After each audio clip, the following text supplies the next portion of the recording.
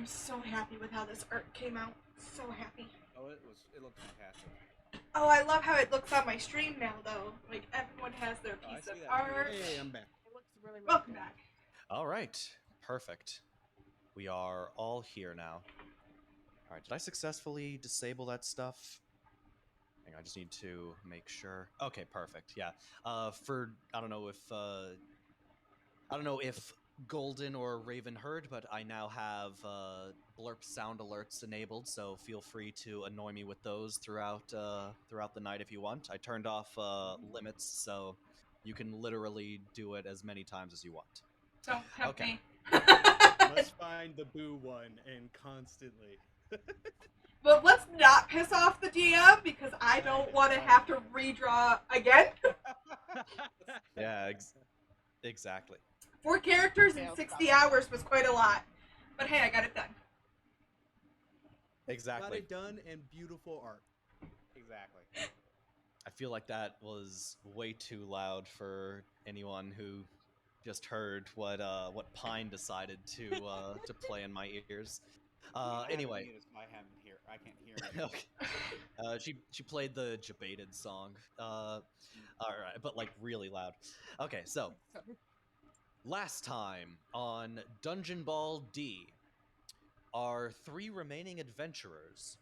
That is to say, Theraval, or I guess our 2.25 adventurers, Theraval, Solomon, and then the head of Pisana 4, or Pisana. Wait, am I thinking Pisana 4 or Persona 5? You were correct, Persona 4. Okay, Persona and Persona 5.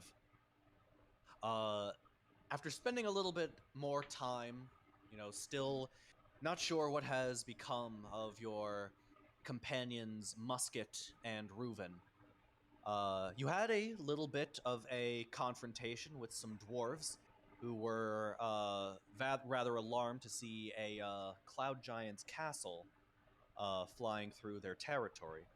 However, they left without incident, and you successfully made it to the edge of the Icewind Dale town of Brynshander, and where here you intend to continue your quest. So, you arrive at this location. As you can see, you are a few feet away from you rather were yeeted out of his castle and sort of, dumped into the ground over here. So now it is on you to decide if you want to approach the gate or what.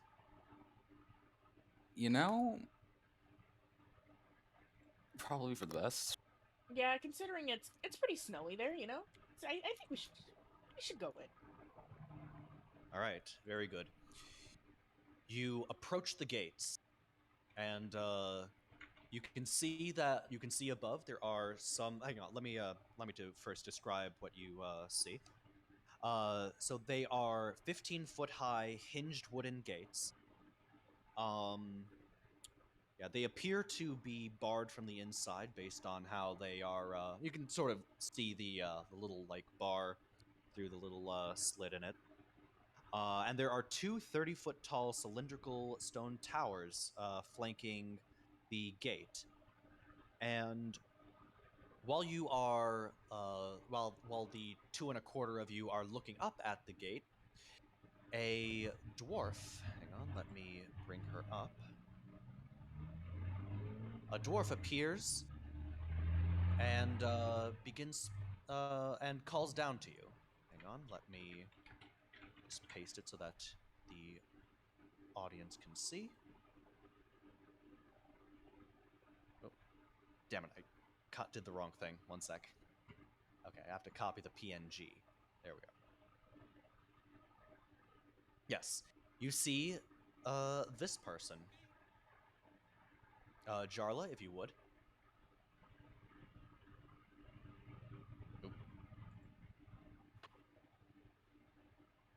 Jarla, we can't hear you. Sorry about that. I had to unmute. Can you hear me? Yes, I can hear you now. Okay. Thank you. Well met, travelers. Hail and well met, my friend. Hello there.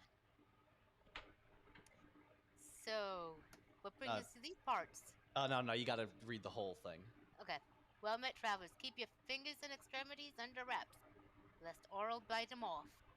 Mind your tempers, and you'll be most welcome here. Brought goods to sell? Market's right out over here, right ahead. Want a warm drink? I recommend a drop at Firebeer's Fire Brandy, sold only at Kelvin's Comfort. Located on your right as you enter the market square.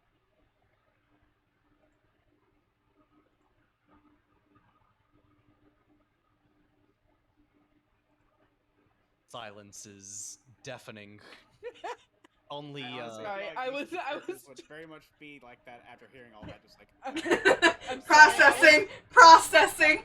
I'm sorry, I was trying to finish my pizza roll. I like stuffed a hole in my mouth at the same time. Hail and well met, my fair lady. Can we come in? It's a little chilly out, and I kind of don't want to be standing here in the snow any Of longer course. than I have to. Just remember, straight and narrow. Because if I have to go after you, we're gonna have a problem. Yeah. Fingers to myself, whatever. Can I go in now? It's pretty cold, and I don't want my robot friend here to freeze. And I Of gently course, of pat course. Kasana's. Make yourselves at It home. is quite cold outside. I'm so sorry. Please don't allow us to be that much disturbance. Anyway, carry on. the dwarf guard signals down below, and you hear the gate lift and the doors swing inward, allowing you in. And there is a guard who sort of tips his hat. Clearly a little bit tired from perhaps a long day of work, but is sort of gives his hand to indicate your welcome into the city or into the town. And he says to you, any particular business you have here in Bryn Shander today? Yeah. Out of character, real quick. What was our main purpose here again? You were delivering news that a brother, someone died.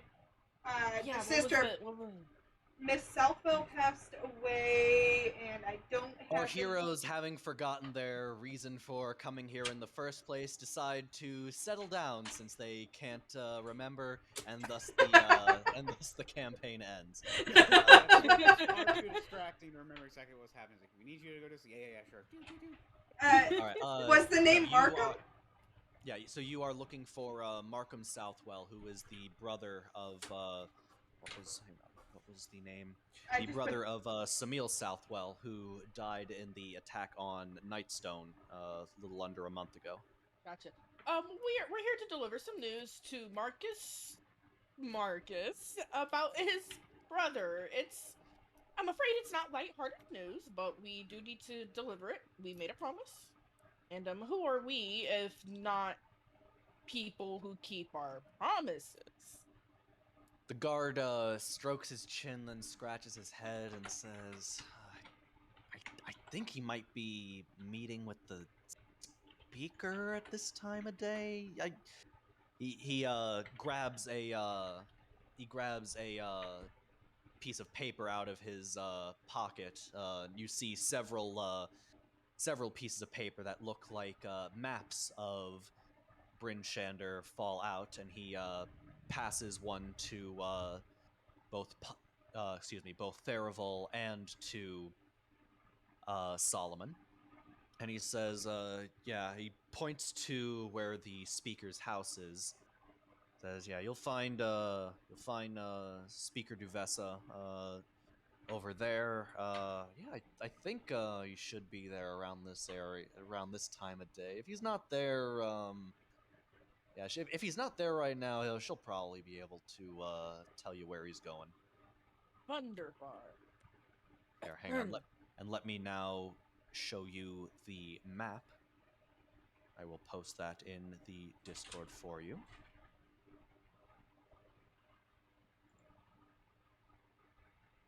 All right. There you are. Yeah, you can pull that up. So as you can see on the Lost somebody. Jarla has to go to bed early. So thank you so much for joining us, Jarla. We appreciate you giving us that warm introduction for tonight. So the three of you now have this map with the specific locations that are like sort of the most important spots in the city marked off. And as you can see, the Speaker's Palace is in a fenced off location over there. So he's at the Secret House. Okay, okay. Oh, I'm sorry. I should have mentioned. You entered from the southwest gate, so to the southwest of the city. That is the gate that you entered from. Thank you. Since you came without horses, at least, yeah, I'm pretty sure you came without horses. He said we you, couldn't take our horses. yeah, you Yeah. do not need the stables at this time. I really wanted my horse. We'll miss you, Buttercup. Oh, Stephens for fallen horses in chat. You were also informed of the Kelvin's Comfort, which is an inn. There is also the Black Iron Blades, which is which is sort of a adventurer's shop. 1 second. Yes, the House of the Triad, which is a place of worship for several of the gods of Icewind Dale. And where is it? Oh, and there's also Rendaryl's Emporium, where you can get your miscellaneous things. So, where to next? If anywhere. I make sure I'm holding up the map to where Pisana can also see it. And I'm like, should we go straight for the Speaker's Palace, Solomon, and then find a place to stay, or should we rest our so-and-so weary bones?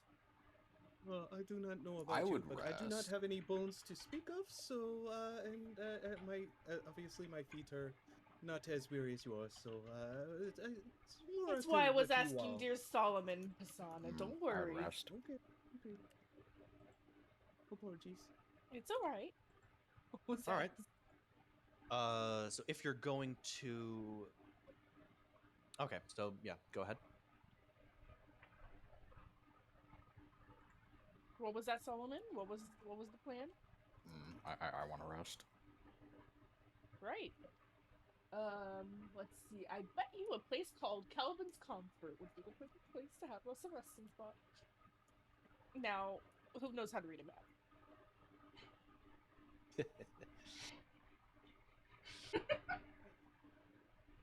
Fantastic. Let just me see. check that comment.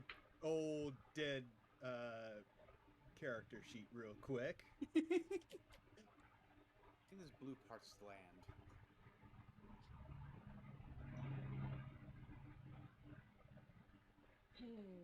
DM, I just had a question pop into my head. If Pisana has a spell that's just verbal components, can he do it? If Pisana does, Yeah, because he's just ahead. If it's just verbal components, can he do it? I mean, that's not a bad question, but I'm also kind of dead too. Like, I would love to be able to cast spells, but also I feel like it might That'd be a just bit be OP. like all, you know, I only have vocal cords, but it doesn't mean that I have like all the like, you know, like yes. So you the currently, wire in to be able to perform. so you currently have a dexterity of 1, due to actually no, I'd say a dexterity of 0 due to your actually Current not. circumstances. Yeah, due to your Dexter. current. Yeah, I would actually I'd say that your strength and dexterity are both probably 0. Constitution is probably like super low as well. But the intelligence and wisdom should still be there because Yeah, it's your ahead. intelligence, wisdom, and charisma should still charisma should be be the just same fine. as they were. Yeah, I mean anything that you're physically able to do without having to physically On-site. do something playing should a game. be doable. I just said something that was not relevant. Oh, okay. Okay, so effectively, like, I guess like 1 hit point. Does that sound like when you say like low Yeah, constitution? Yeah, I'd You know, say because I you're. could just get as someone could just squish me or like just hit me with a sword. I would say you have your same hit dice as before, but with -4 penalties to each die. So rather than whatever your bonus was, you get a -4 penalty because your Constitution is probably at around 2 at the moment. Yeah, my Pisana's con is like +2 at a 14. Yeah, so just change that to -4s and calculate your hit points accordingly. Okay. Okay.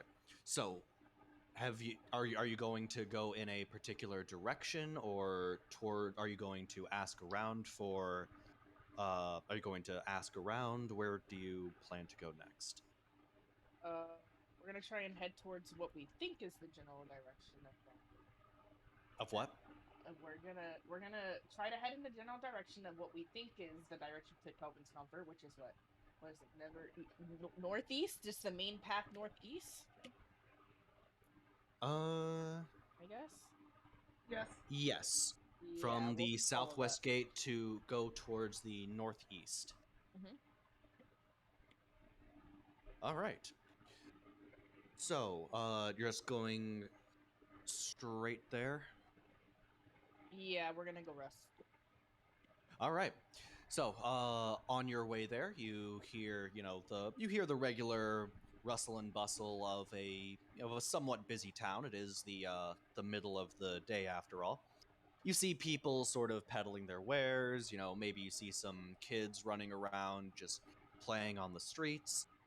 Let me double check that map. Yeah, so you you reach the door to Kelvin's Comfort, where you see a duo of very what's the word, surly looking half ogres just sort of chilling at the door, not quite blocking it, but like sort of taking up all the space around it. Excuse me, gentlemen. Can we just squeeze on by? One of them growls at you and looks at the other one. They nod at each other, and then they sort of look around a little bit before stepping back and letting you pass. Thank you kindly, sirs. Have a great night. Let's go. Oi, how you guys? Welcome, travelers. The proprietor says. Can I get you anything? We got a special on Rotgut. Rotgut? Yes, sir. What is Rotgut. What is Rotgut? I am intrigued. It's good for your gut, is what it is. Fair enough. No, we're gonna need do we want to share a room or do we want 2 separate rooms? I'm like kind of whispering to Solomon. Do we want 2 separate rooms? Yes.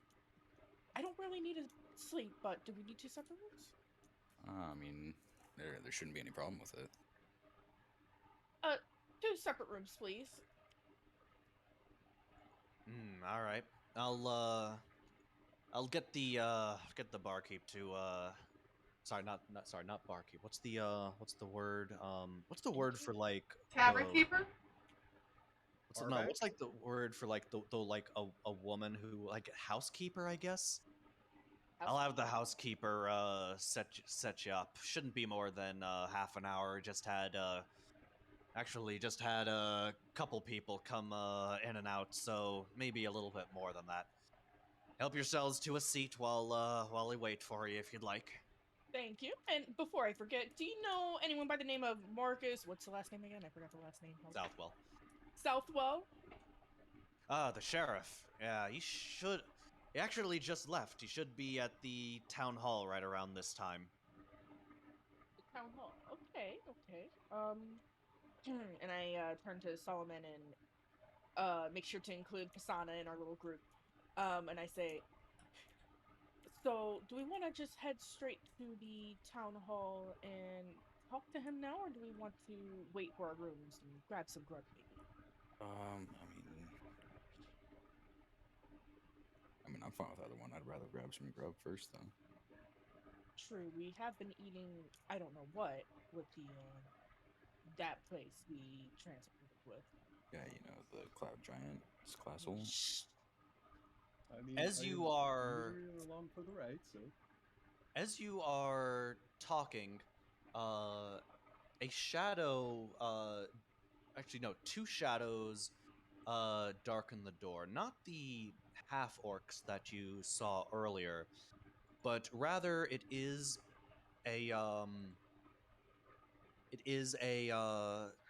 not just trying to double check. Yeah, it is a fairly young looking elf who is I'm sorry, need to double check names here. One sec. Apologies. Who sort of bursts through the door. He's got just a massive satchel that seems like it's way too big for someone of his frame to be carrying. And he says, Ogden Flamebeard, my good friend, please, a round of rotgut for everyone if you'd like. Do we have any customers looking for valuable books today? Can I jump in here? Valuable books for sale? Honest bookman's valuable books for sale?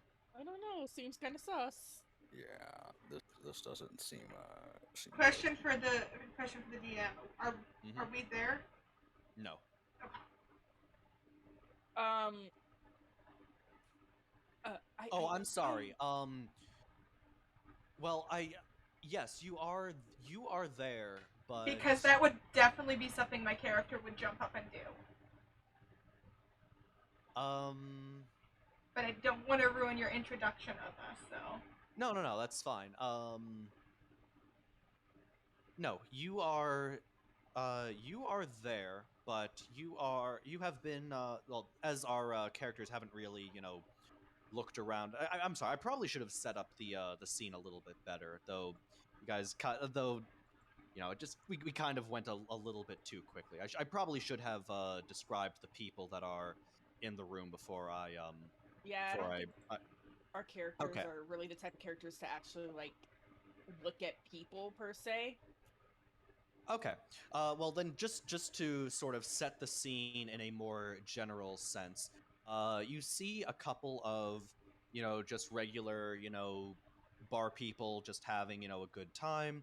Off to the side, you see one guy, not really off to the side, but at like the middle of the table, you see a guy just like downing shots of fire brandy, one after another, and then like just sort of routinely like take a shot, put down a coin, take a shot, put down another coin, over and over again. At sort of like the back corner, you see a group of like three people that have that have like sort of hoods up over their heads, but other than that, everybody just everybody seems everybody just seems to be chilling. The people with hoods up, like you can like make out faces. You see like an elf, you see a tiefling, and you see a whatever the hell, like a dragonborn. Like you've got like a mix of you've got a mix of like just about everything over here. So I wouldn't say that they especially stand out. Like nobody really stands out in a bar, if that makes sense. Yeah. Yeah, and you aren't exactly like doing perception for any threats, so you wouldn't notice anything like that, I suppose. No. Oh, sorry, you aren't actively making perception checks. Okay, so now that I've set the scene, let's fast forward. And walking in behind the elf, who immediately sets his pack down, and My character would have gone over and started talking about those books. just Lendamon, thank you so much for that. just to Yeah, say. okay, so yeah, so you go up and you start looking through the books, and you aren't the only one, actually. You see, like, obviously most of the people here aren't exactly readers per se, um, but some of them just sort of like look at them, look through, say, can I maybe upsell this at a different price? And then Bookman says, "Oh, and I also have a special on this spell book that I don't really know how to use per se. So if anybody's looking for a cheap old spell book, feel free." Much for the spell book. Theravol's interested now. He, honest Bookman, starts looking at it, flips through the pages, make sure nothing is damaged. Kind of old. I'd say.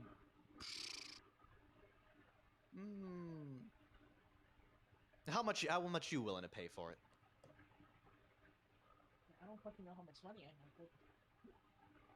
Can You my haven't been character? keeping count. You haven't been Yeah, keeping I haven't count of how either. much. I haven't been keeping count how much money you've gotten.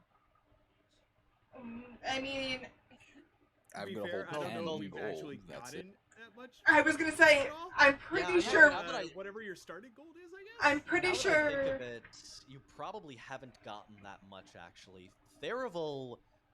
No, Theravel has some money because you did do that stuff at Keldel before you set off to go to Nightstone. Solomon would have his starting gold because you picked him up like right at the start of that. Theoretically, how much money would I have? Theoretically. I'll say that. Right now, I have 1 gold to my name, apparently. I'd say you probably have. Well, you have. There's a trail of coins across the land. I was gonna say because Ruvaen, I don't think shared what she had. I would say you probably have about 10 silver pieces right now, or actually, no, I'm sorry, not 10. Yeah, probably about 100 silver pieces. So 10 gold. Yeah, the equivalent. I mean, like. Oh, 10 gold. Yeah, the 10 gold or like the equivalent, like more like 5 gold and 50 silver pieces, or like just like a mishmash equaling up to 50 gold or. If you're 500 using silver. D&D Beyond, it will do it for you. Just take how much ever money out that you're spending, so you can just put 10 gold in, and then it'll change when you make purchases. I mean, I'll do the exchange rate for you if you want. It's already done for me. It's okay. Okay, perfect. I pull out my little pouch and I jingle and I'm like, and I say, you know what?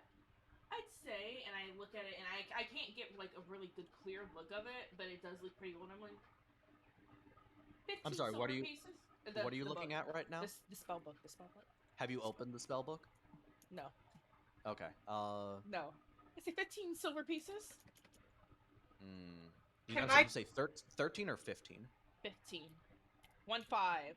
Can my character jump in and say, I can give you an appraisal for how much that book is worth, my dear?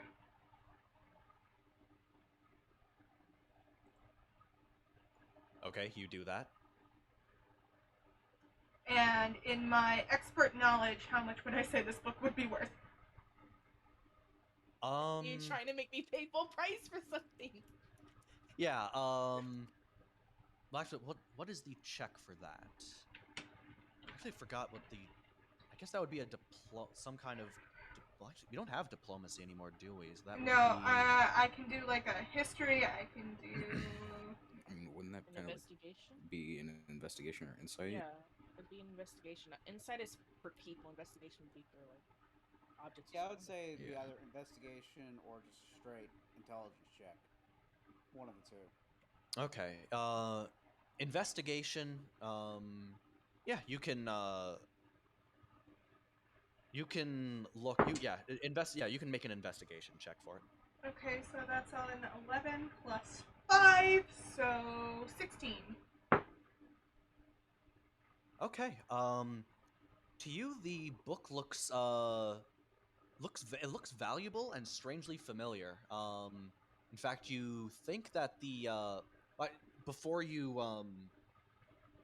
while you're making that check, while you are examining it, Honest Bookman says, 25 pieces of silver. I have to make a living, What? Fair enough. Yeah, I'll take it for 25. All right. Is it worth so, 25?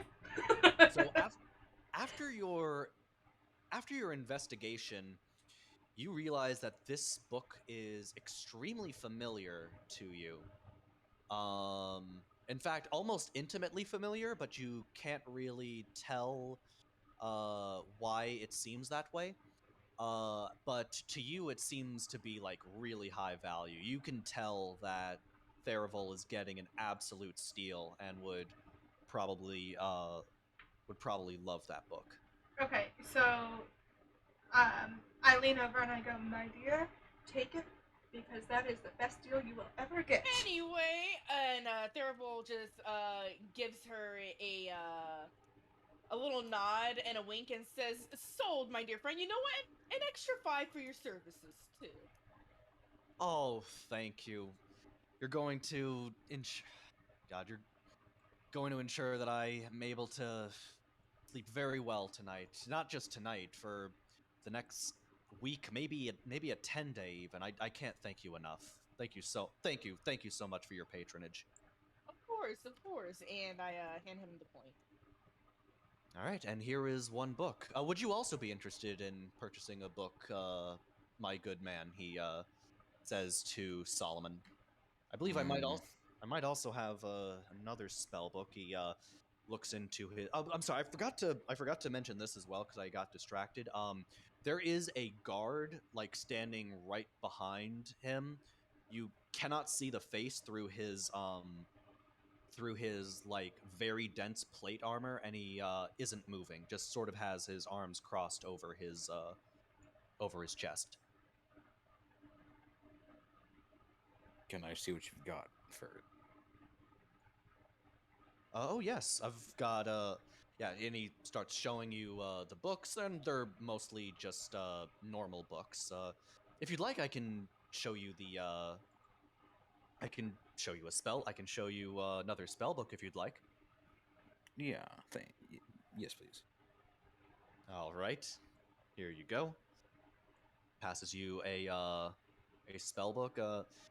This one isn't quite the same quality as the other one. I'm afraid. But I'll still let you have it for a pretty good price if you'd like. Would you like to offer anything? Mm,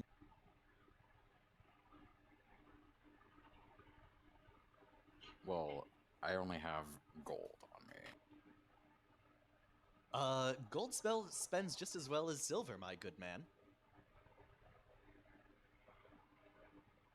I'll buy it with with a few of your other books. All right, fair enough. He passes you the I'm sorry. So you're buying just like a regular book, or are you buying a spell Yeah, book? I'm buying a few just regular books for my character to read in the meantimes. Okay, not a spell book. Yeah. Okay, very good. So you buy just a handful of books. You know what? For all these, I'll sort of clinks around his coin pouch. Uh, for all these, I'll give you. You know what? You can have. And he like gives you a whole stack for 1 gold piece, and you can have the lot. All right, here you go, sir. Thank you for your service. No, thank you.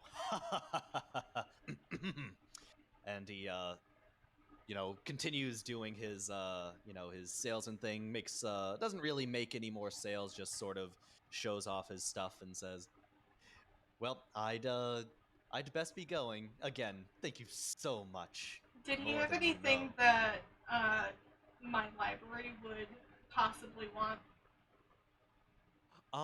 No, actually. In fact, most of the other books seem to, aside from the spell book that was sold, everything is stuff that is either, sort of like poorly written fiction or just other miscellaneous stuff. Nothing of real value. So, for like a silver, my character will buy like the nicest looking book they can find, that looks like it might be a decent reading for like travel. Nothing more. Just some. Okay. Fair. And I'm guessing like she probably would lean more towards like smut because why not? She would lean more towards what? Smut. Okay. Yeah. Oh, yeah. There's a little bit of that. I mean, you know, it's rare, but sorry, it's uncommon, but not rare. Oh yeah, she gets some. Okay. Oh, I lean hey, over to yo. Thurville and be like, "Do you want some of these books? I'm not gonna be able to carry them all."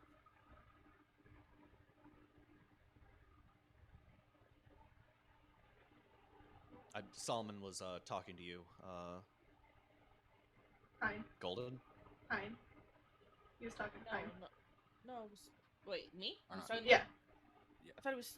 Oh, then, the thermal says, yes, of course, my good sir. And you know what? Maybe you can, help me ascertain, is that a word? Ascertain is a word, yeah? Yeah? Mhm. Yeah. Ascertain is a word. Ascertain what is exactly in this spell book here. Oh, you'll have to read it and find out. I believe you. It'll be well worth it. You know? Yeah, sure. I take a few books off his hands, and Thurville picks some of the more raunchy ones. So that's your style. Does my character Alright. see that Thurville leans toward the raunchy? Raven, you've been muted, by the way. Just so you Yep, know. I know. I just didn't want to Oh, okay, overtalk okay. with chat bugging me. Okay. as Oh, well. okay. Sorry, wasn't sure if you were aware or not. No Golden, worries. what? Sorry. Would my character notice the raunchy books? Thurville makes no move to hide it. He has no shame. I mean, I have a passive perception of 18, so. I mean, like, there's nothing like especially animated. You just kind of it's like a lot of you know, there's nothing with like, you know, artwork by Larry Elmore or anything like that. Or I'm just wondering if it's something that she's like read before that she can like lean over and go, "Ooh, that's a good one. yeah, That's a good yeah, one." there's some things that she probably hasn't read before in there. You can take the ones you haven't read if you'd like. Okay, well, she's just gonna lean over to Thurville and she goes, "Oh, you've got a good eye. I'm just trying out accents, by the way. We'll see what sticks." I also went over to the stranger. I'm like, "Do you want some of these books?" Oh, darling, don't ask me that because I will take them all off your hands. And I won't pay you for them. And she goes to the books that Thurville's holding. She goes, "Ooh, that one's a good one. That's a good page turner. Ooh, that one's also a very good. I haven't read this one. This one looks intriguing. Ooh, have you read this one though? And he's like pointing at different books too, and like joining in on the fun. Oh, honey, that one will leave you so restless, my dear." Perfect. And she basically, so she's just gonna like go book reviews with All right. And by the way, now that you see it closer, Solomon puts his hand on Thurville and like spell book. Oh, right. Sorry. And he says, "Pardon me, my good madam."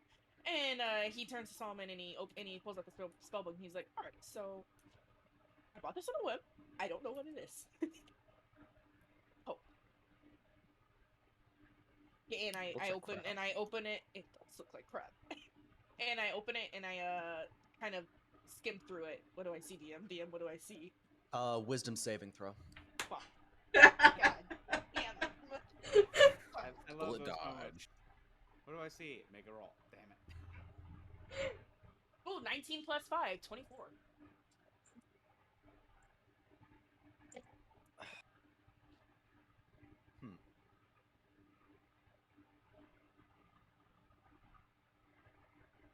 You've been cheated. This book is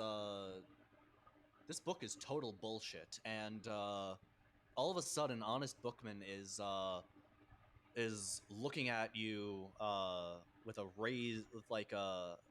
You can see Honest looking at you with like very eagerly, and yeah, like you look up and he's looking at you very eagerly. I make a show of looking back down and going, "Oh wow, it's a map of some place I've never even heard of. Look at this, friends, another adventure for us." And I make a great show of like flipping through the pages. Careful not to rip any of them. I'm like, man, what a steal! This could have easily gone for hundreds of gold.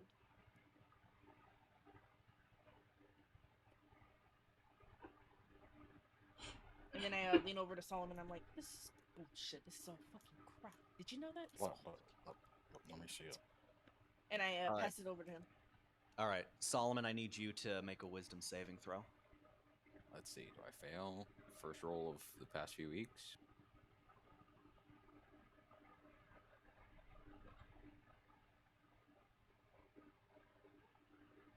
I would like to hang on. I'll wait till Solomon gives me his result.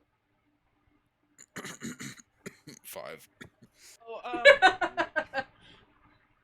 Oh, Solomon, this is the single greatest book you have ever read, and like you have no idea what Theraval is talking about. In fact, you think that like you just want to like hold the book in your like you don't even want to like hand it back right now. to Like cast detect magic. That is possible.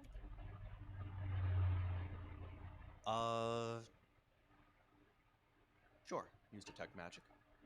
Oh, cool. Because apparently I could cast that for free. That was a really bad roll, guys. Welcome to D&D. It happens to Yeah. everyone. Yeah, Theraval, I just want to let you know you literally got the exact number needed to succeed the Seriously? saving throw. Yeah. That's Oh, amazing. then I would have never gotten that.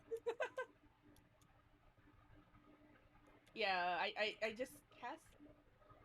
I can cast it for free because of my Yeah, that's fine. Yeah, Eldritch you Sight. it's magical. I mean, it is a spell book after all. Can I discern what kind of magic it is? I don't think I can. I actually need to see what the details of detect magic are. Interesting. It should tell you the school of magic, I think. Oh, and Yeah. by the way, Golden, it is the same the same book, by the way. I figured. As soon as you had them do the saving throw, I knew. And as soon as the evil laughter happened, I knew. I can discern what school of magic it is. You can discern. Okay. Okay. Well, now I need to discern what's. I actually didn't think of the school of magic that it would be. Oh, that's a good question. Hang on. It actually doesn't seem to have a discernible school of magic to you.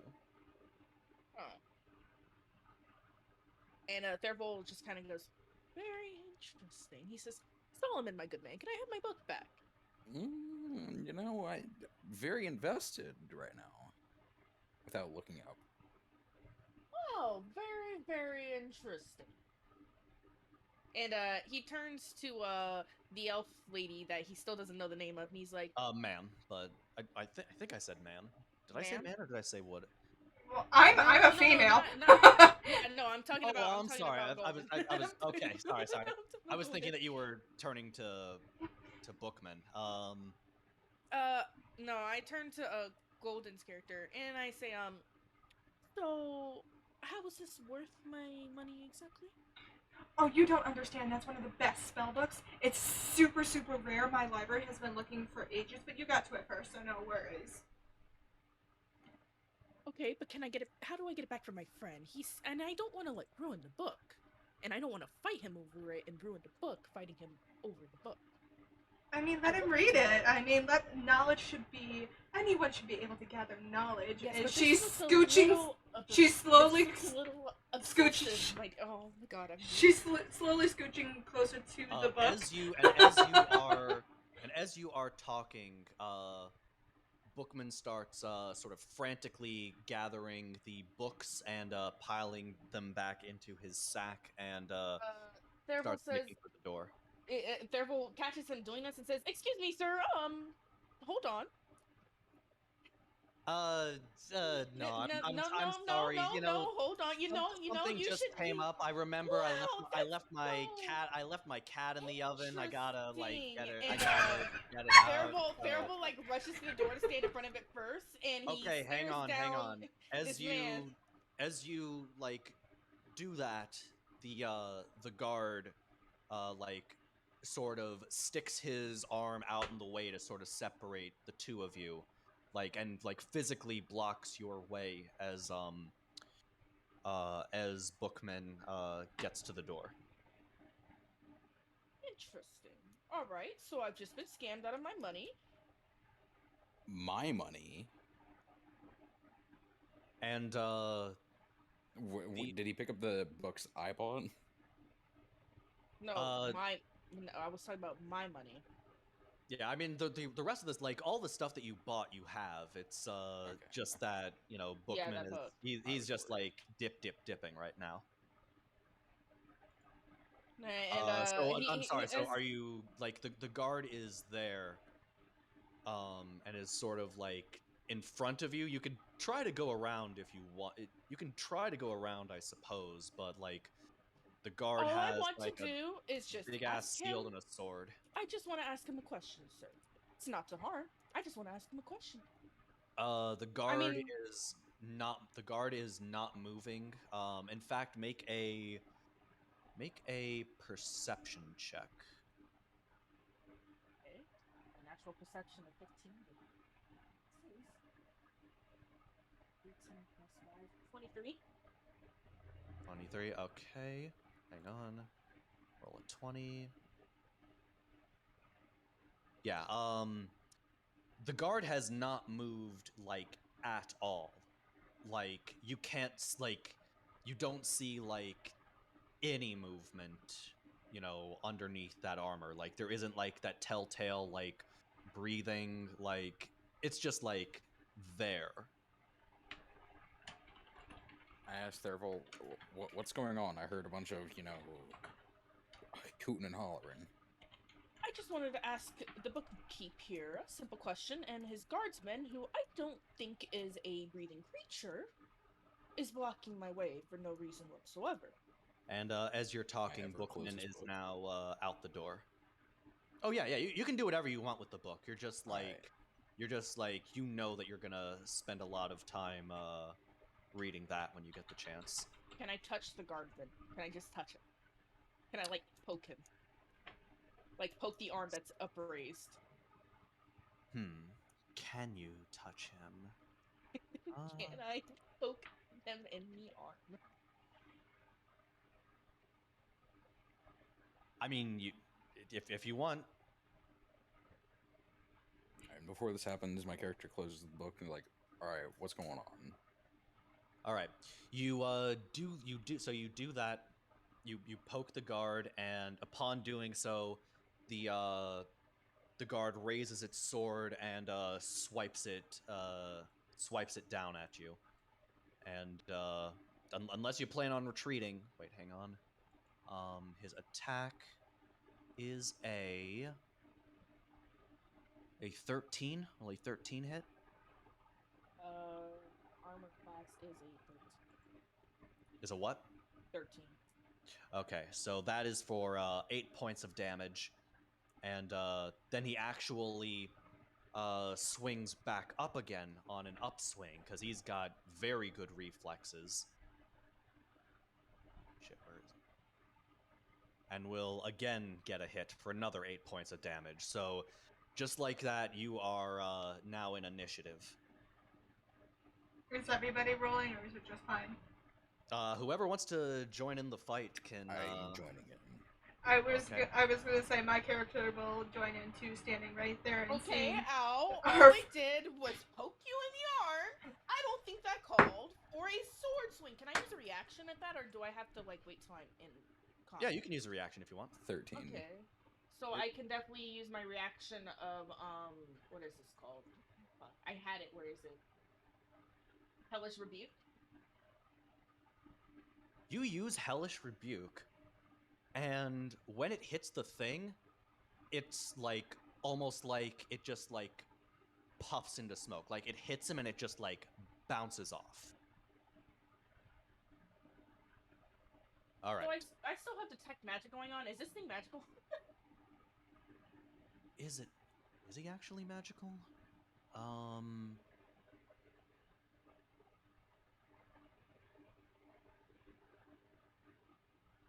And actually, I don't think so. I'll rather.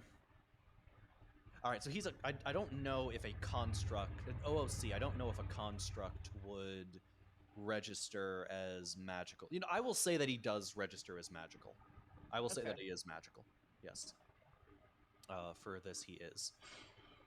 Okay, so we are in initiative. Let me just mark down who is joining. So we have Therival, we have Solomon, we have the elf woman who has not introduced herself. Yep. And I And- got a natural 20. Nice. As soon as sword swings start going down, my character just is gonna like grip their weapon. So I went and rolled initiative. And I All right. rolled a 4. I rolled a 13. Okay. Okay. 1 13. T plus. Well, I'm sorry. I need scores. So mine's a Therival, what 23. is- Okay. 22 for Therival. 13 Solomon? for Solomon. Okay. JC, what race is your character? Tiefling. Okay. And what is your initiative score? 4. All right. And the Dragonborn also decides that he wants a piece of whatever the hell this thing is. Yep, I finished my drink and we're gonna get it. I'm gonna get some action. I'm just imagining Raven, you just like down and just boom, cup on the table. In my defense, I'd like And, everyone to know all I did was poke him in the arm. Okay, I so warranted a war swords to him. Therival is now 17 taking over initial Ruvaen. roll. All right. So the order will be the elf, then Therival, then the Dragonborn, then Solomon, then the other Tiefling, and the enemy will go last. All right, Elf, you're up. Okay. This entire time, this elf has been leaning on a quarterstaff, kind of using it as a walking stick. As she goes towards this, her hood falls back, and you see that she's not a spry chicken. She's getting up there in age. She's not super elderly, but her hair is a mix of white and a brownish blonde. And she immediately goes up to this thing and she goes, "Please do not hurt my new book friend." And then she is going to take the quarterstaff and she is going to whip it around towards the head for an attack. Mhm. And that'll be a math. 17 plus 6 is 23 to hit. That will hit. What kind of damage is that? That's a great question. What does the quarterstaff do? Actually, it doesn't. Actually, it doesn't matter. Just roll your damage. It's bludgeoning. Okay. Uh, Oh, I shouldn't have this up for everyone else to see. Sorry. There we are. okay. And it's going to be 5 plus 3, so 8 points of damage. And then, as a bonus action, so she You said hits 8 points of Yeah. points of damage. You said. 8 points of damage, and then the staff is going to come down onto the ground, and she's going to do a flying kick as her bonus action, as an unarmed strike. And that one will be... Damn, I'm rolling well tonight. I better knock on wood, because otherwise I'm not going to... and then 16 plus 6 would be 22 to hit. That will also hit. Okay, and that one's just a... 6. Not much, another 5 points of damage. All right. And then she just kind of lands, kind of looking slightly over her shoulder at the thing. All right. As you hit it, though, you notice that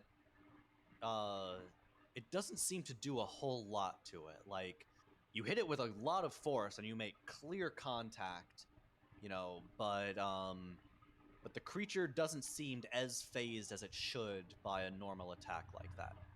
She just tilts her head at it. Okay. Therival, you are up. So when my attack, my reaction attack puffed, it was just like the magic just went out because it was fire. So fire. No, it struck. It just didn't do anything. Yeah, it didn't do anything. Okay, fire does nothing. Noted.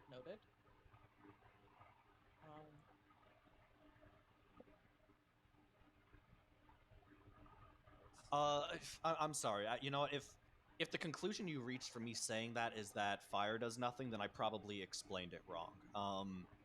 It's more like it clearly. It's more like as your hellish rebuke is hitting it, it's not really that the fire does nothing, but rather the you can sort of see the magic just sort of getting like sucked into the armor. Okay. It's like you can how you can sort of see like the magic of something. Yeah, so you're just sort of seeing like the magic effect getting sucked in and the flames just sort of dissipating. That would be a better way to phrase it. If you still believe, after that description that it's immune to fire, go ahead. But I felt I need to explain it a little better. Okay. I'm just trying to think.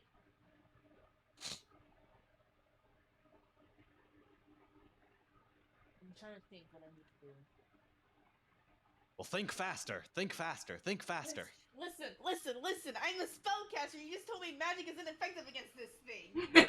All I have is a shitty little dagger, okay? I'm trying to think. I stab it. It's worked. It's worked for Musket. It's worked. Just stab it with my daggers? I mean, you see me? You know what? Yeah, fuck it. I'm gonna stab it with my fucking dagger. Alright, you run up and stab it with your dagger. Go ahead. My shitty fucking dagger. Wait, what is my fucking... What is this? I didn't use the melee. Look, I haven't used one in forever. Hold on. What is that to hit? Strength?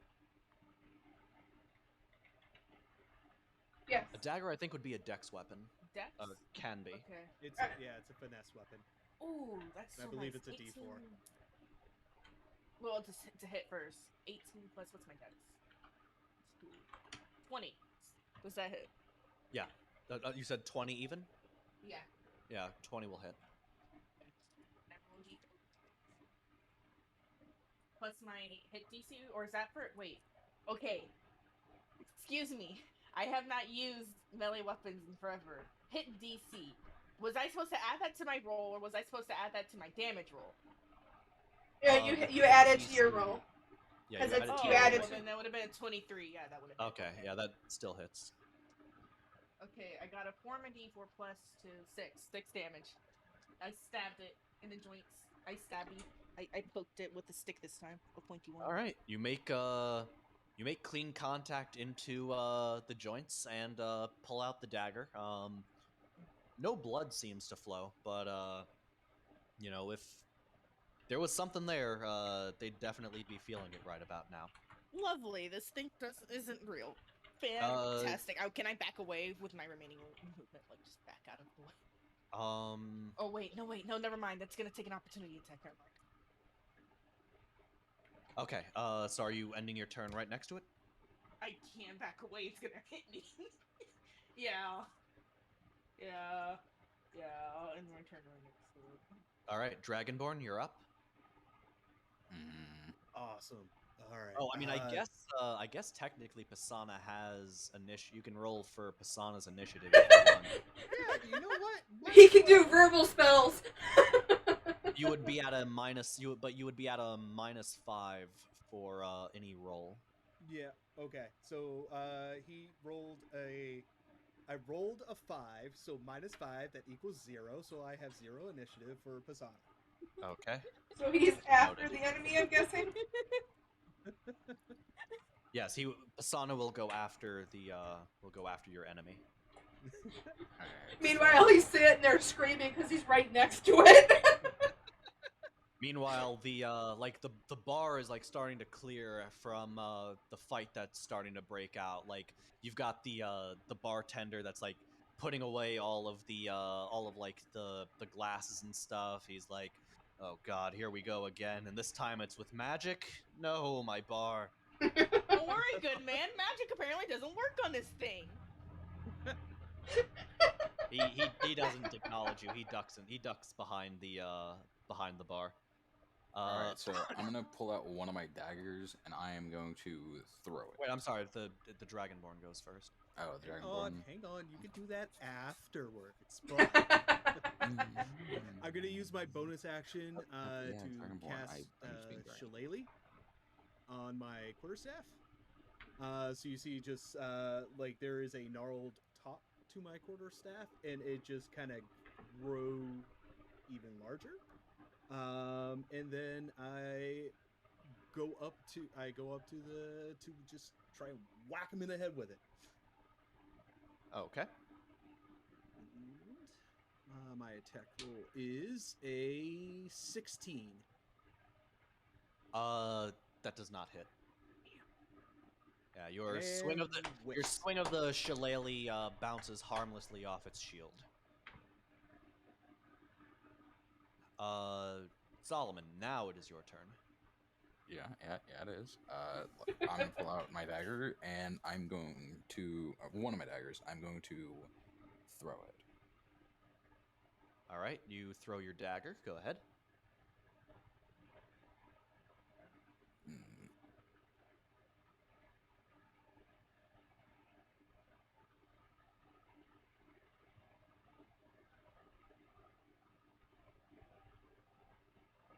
Does a 17 hit? 17 does not hit. Alrighty, well then I end my turn. All right, and without your dagger. Okay. Tiefling, you're up. So it's my turn now. Yes, JC. How far away am I from this thing? I would say you are 25 feet away. All right. Well, Because you were just sitting at a table. my character is going to get up and essentially start charging towards this thing. As soon as I'm within 10 feet, I use my bonus action and not cast, but use ability I have called Channel Divinity Vow of Enmity. Or Enmity, I think is the right Enmity. Yeah, I think it might be pronunciation. enmity. Yeah. But basically, I can cast Vow Enmity against a creature within 10 feet of me, and using Channel Divinity, I gain advantage on attack rolls against the creature for a minute. Okay. So, and as soon as I'm essentially next to the creature, I'm going to swing my mace down upon it. Is that just a normal mace? It is just normal mace, yes. The first one, okay, this first roll is an 18. Okay, the second one's an 8. So the first roll of 18 plus 5. Hit. Alright. Now, you said it seems like spells don't seem to work, but... No, I did not say spells don't seem to work. I No, described... Therival I described what happened. Therival was the one who Yeah, I don't even know if Therival, like, verbally shouted that information or just, like... I did. No, Therival definitely did, because Therival is... Because she went to the bartender and she said, apparently magic doesn't work. Yeah, so Therival's making assumptions, as usual. Well, what I'm going to do then is I'm going to, because I double checked and make sure I could actually do this, I'm going to go ahead and pass this as a Divine Smite as well, so that's an extra 2d8 because I'm using level 1. Let's see, that's 5 plus 7 plus 6. I know how to do math. That'd be 18 points of damage. How much? 18? 18. Okay, very good. You you can describe the impact if you'd like. I'm trying to think exactly how to best describe it. As the mace comes down, it crashes against the creature's left shoulder, I'll say here, smashing directly into it with a loud clang as the mace makes contact. Mm. I'm assuming it's not down. Yeah, you make strong contact, but again, if the creature has some sort of reaction to it, he's doing a great job of hiding it. Unfortunately for you, it is. I'm sorry, it's still your turn. Well, I was about to say, because I get an extra attack, assuming Mhm. I would still get advantage on that as well. If that's what your thing says, then you do. It says gain advantage on attack rolls, an extra attack and get 2 attacks, so I would assume so. Mm-hmm. I'm going Yeah, to sure. With that. The best roll is an 11 plus 5 is 16. Okay, that will not hit. All right, so Yeah, that one also it manages to off dodge of. the upswing or something like that. Yeah. Okay. Yeah, he just it deflects off the shield. Anything else, or is your turn done? That would be my turn. All right. The creature brings up its sword and swings it down at the tiefling that just struck it. One sec. Here we are. All right, and that first one will hit you for 8 points of damage. All right. And his second one, that will be a 13. That is not hit. All right, so you get 8 points of damage done, and but strangely enough, the creature starts floating upwards, and is now so it does this weird Reagan from The Exorcist thing where it is now horizontally facing you all, but flying upwards. Anyone who's within range for an attack of opportunity can take an attack of opportunity, by the way. Oh, yeah. Yep, I'll my take character is some of that definitely going action. to. And I still have advantage, I believe. So. Nat 20. Noise. All right. I got a 22. Mine's a dirty 20. Man, these new dice are really nice. All right, everyone who, yeah. So it sounds like all of those rolls were hits. Did anybody get below a 20? No. I don't think so. Okay, so you can all roll your damage. Now I have a thing I can do that I forgot that I can do, and it's with any time that I make a melee attack. I can spend one of my key points to make it do a con saving throw, and if it fails, it's stunned.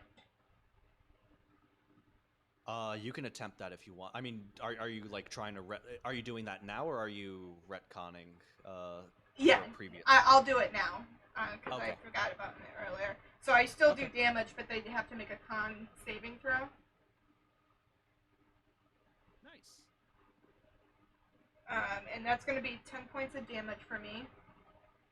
All right, 10 points of damage from you. And what would they get on their con? He is not stunned. Okay.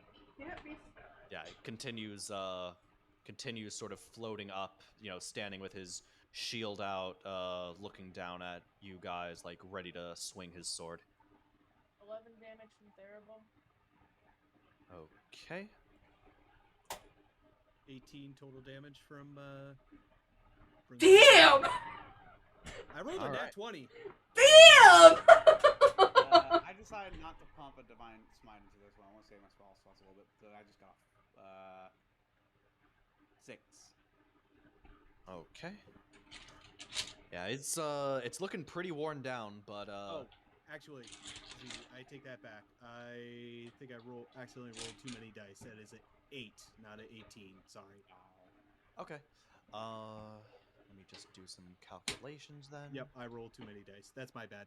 No, that's fine. I remember how much I deducted from it. Okay, very good. Yeah. So he's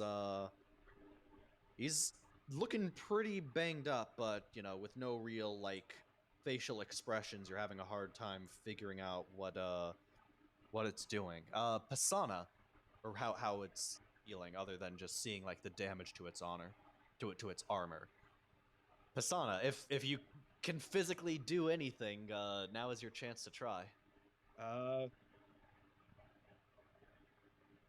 Look at all your spells. Any of them had just verbal yep, components? I'm looking, and I think the only thing I could really do is just viciously mock it. Try to float away, are you? You make the worst ceiling fan in the world. That's great. And let's.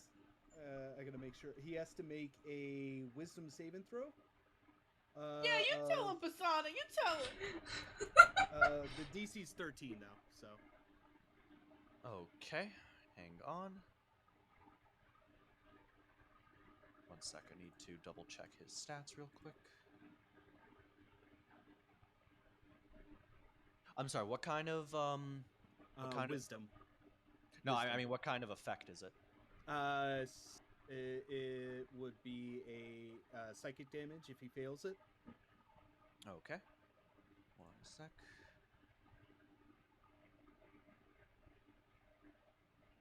Plus other effects, but Okay, so that is he fails the 13, so he Okay. takes how many points of psychic damage? he is going to take. I roll 2 points of psychic damage, All right. and he has disadvantage on the next attack roll it makes before its end of its next turn. Disadvantage on his next attack roll before the end of his next turn. Yes. Okay. Very good. We are back at the top of the order. So, Elf, it is your turn. How far up is he now? He is now at the ceiling, which is about, let's say it's about 15 feet up. Okay. So this elf, semi-elderly elf looks up and goes, "Well, that's rude."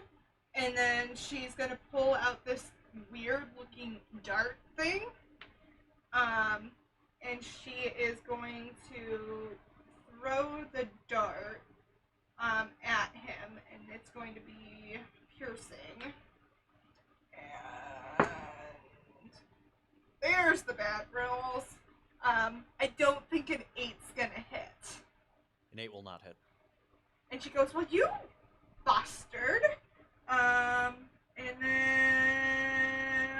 is there anything else she can do? Oh, sorry. I should have given you a picture of what you are fighting. I did not do that this entire time. That is my bad. It's okay. I was just envisioning it as like Oh, an armored so- shadow. Yeah, that's why I had the Okay, it looks like this. Posted it up in the Discord. Ooh, that looks nasty. Ew. Interesting. Yeah, like I said, he has plate armor and doesn't really move. Although the plate armor covers him more fully than this does. Like, it's just like all like you don't see any other red. It's just more armor. Huh. Well, this elderly elf, she's just kind of gonna look up and flip off this set of armor because she's now like she can't do anything else, so she's just gonna stand on the ground flipping off this armor, and that's her turn. All right, very good. Therival, it is now your turn. Yeah, Therival's gonna cast Eldritch Blast. Say, "Fuck you! I can't reach that with my puny ass stick." So, yeah, Eldritch Blast. All right. You can 17 make your plus- Eldritch Blast attack. 17 plus 6. What is 17? 23. All right. You make clean contact with it, but as with your Hellish Rebuke, it seems to shimmer very it seems to like shimmer and then once again get sort of That thing is absorbed racist. into That's the all there armor. is to it. It's just racist against me. Only me. I don't think that's racist if it's just against a specific person. But Let sorry, that's- Therival believe what Therival wants to believe. in Therival's mind, this thing is racist. Okay. Even though there's anything another else? elf right there. Yeah, even though there's another elf, exactly. Yeah, right next to her. Him. All right. Anything else?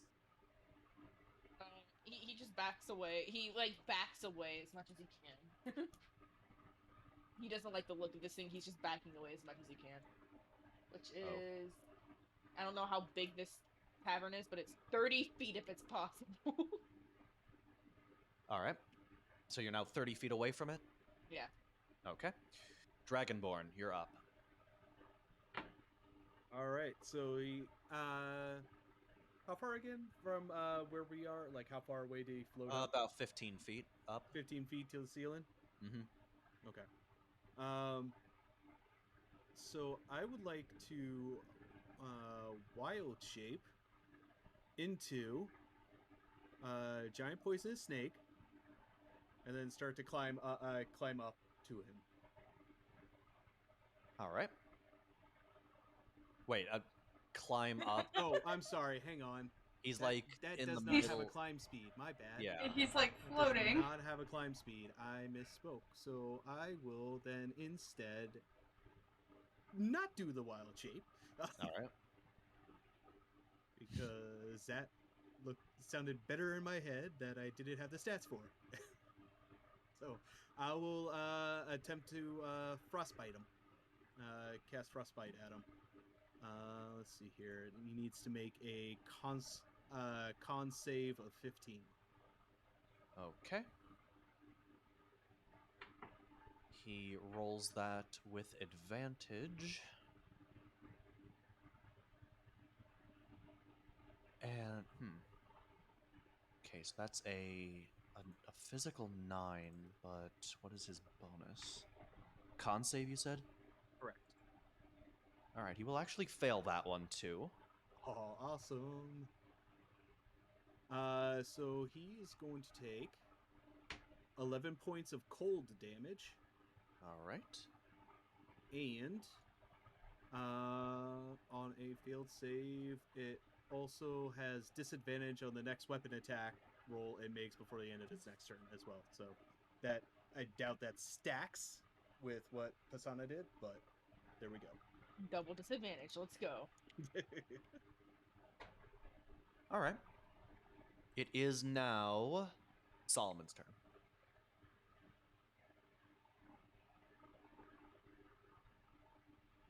Oh, didn't mean to mute. Okay. Why do I have to have so many AoE spells? Solomon Here just we wants go to kill the entire party Oh. again. Oh shit! Here we go again.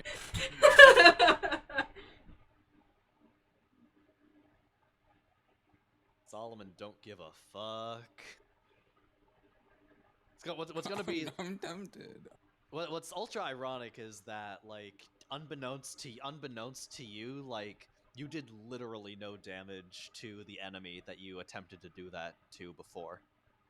like, You just killed Pasana for no Yeah, you damage. killed Pisana and like you didn't even you literally missed your intended target. Oh god. That's even Now you worse. tell me.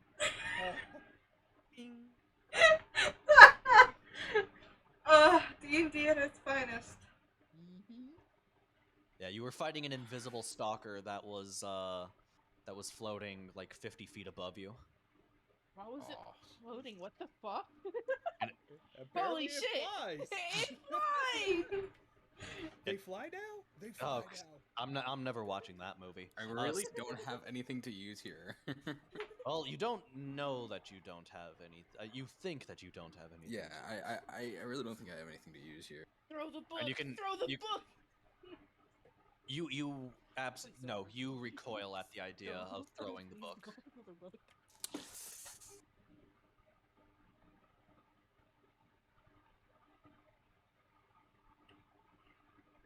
All right, well, then I'm just gonna pick up one of the other books and throw it at him. All right, you grab one of the other books. You can make an attack roll with disadvantage if you'd like. My character just starts glaring at you, by the way.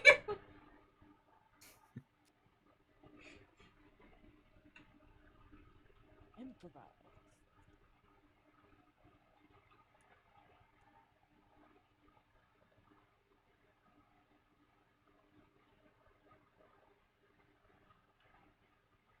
All right, let's see.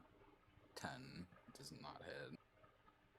The book it just kind of strikes the shield and then just doesn't even hit the shield, just more grazes the shield. Gasp. All right, it is the other tiefling's turn. Are there any tables nearby I can climb up onto, or is this thing still within possible arm reach distance of me? It is not within arm reach distance of you, not even if you were to step on a table. How much height does a table give? Table gives an extra 4 feet, I think. 5, 4 feet. Okay. Yeah. Okay. He said, and yeah.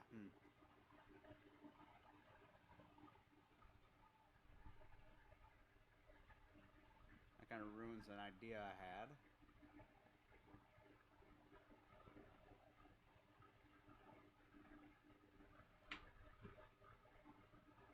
I may have a bit of an idea. I might try to see this work.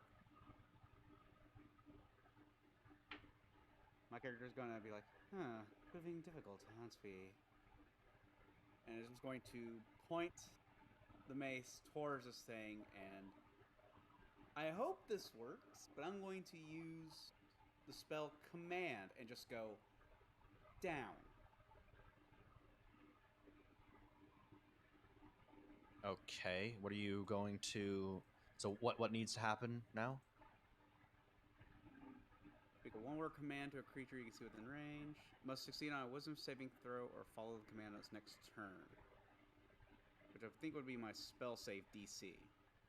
Mm-hmm. So if I'm right, it would have to be to 15.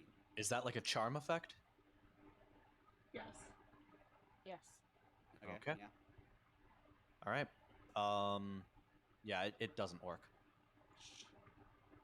Hell, bugger.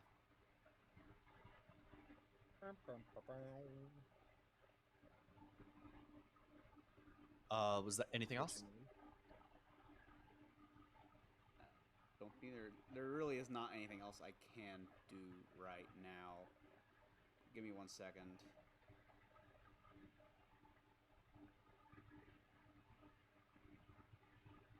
And there's one thing I'll do real quick just so that way I have it. I'm going to use Harness Divine Power to get at least one of my... I'm going to use this bonus action to get one of my level 1 spells back.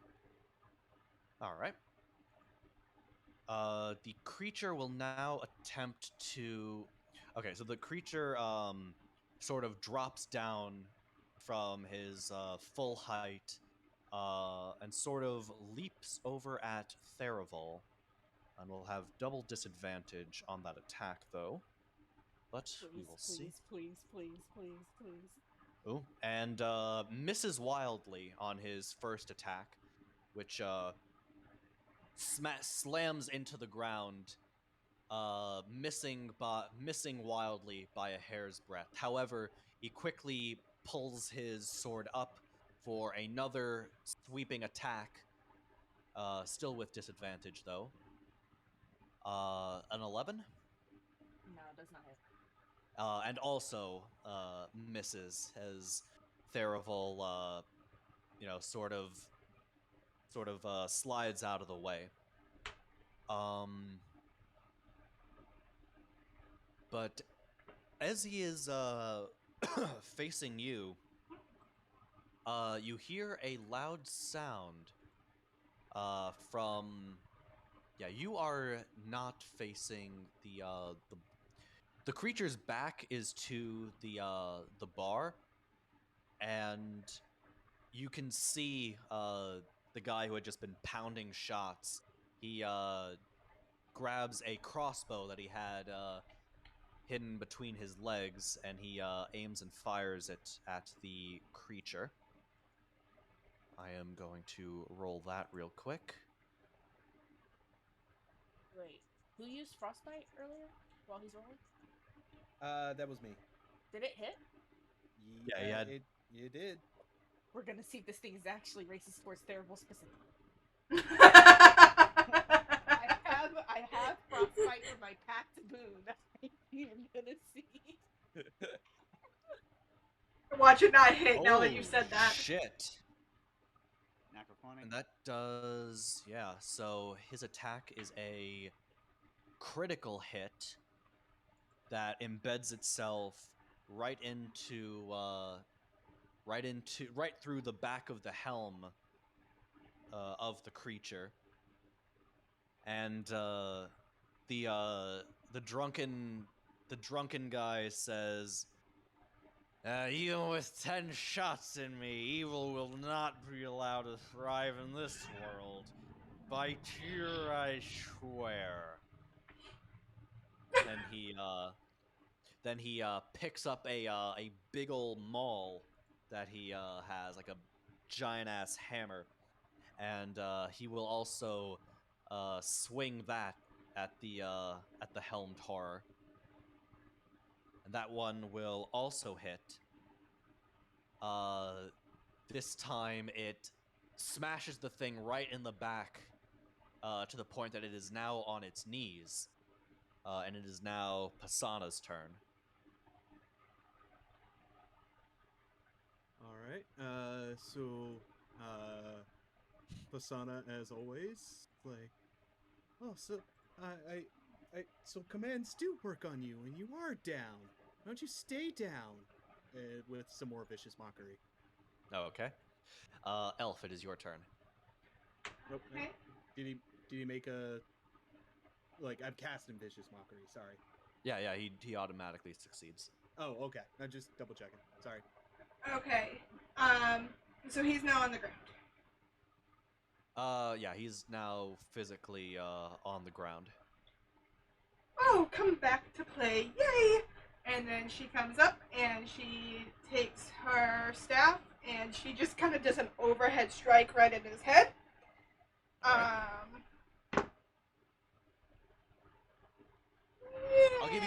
I'll give you advantage on the attack because he is sort of prone for the moment. Yikes! The advantage did not help.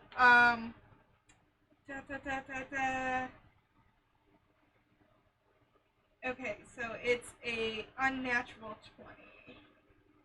A 20 will hit. Okay, cool. 8 plus 6, so that's 11 points of damage.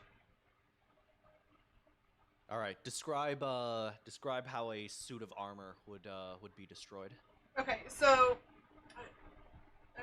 you ever like see the cartoon, or not even cartoon, but like the old-fashioned like comedies where like someone runs into a suit of armor and it just like completely falls apart into a massive pile. She's gonna She's gonna take her bow staff and she's just gonna swing it and hit the head, and then as soon as she hits the head, everything's just gonna like vibrate for 2 seconds and then just completely fall apart. All right, and with that, the creature falls apart into just bits and pieces. Interesting. And around the bar, those that haven't fled start meekly clapping. And she doesn't even look at the armor. She goes into the book that was thrown, picks it up, and starts like inspecting it for damage.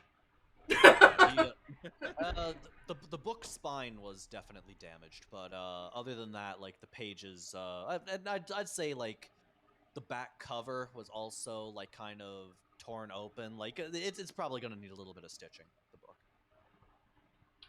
Okay, and then she takes the book and gently puts it in her bag, and she goes, "The library will fix you up."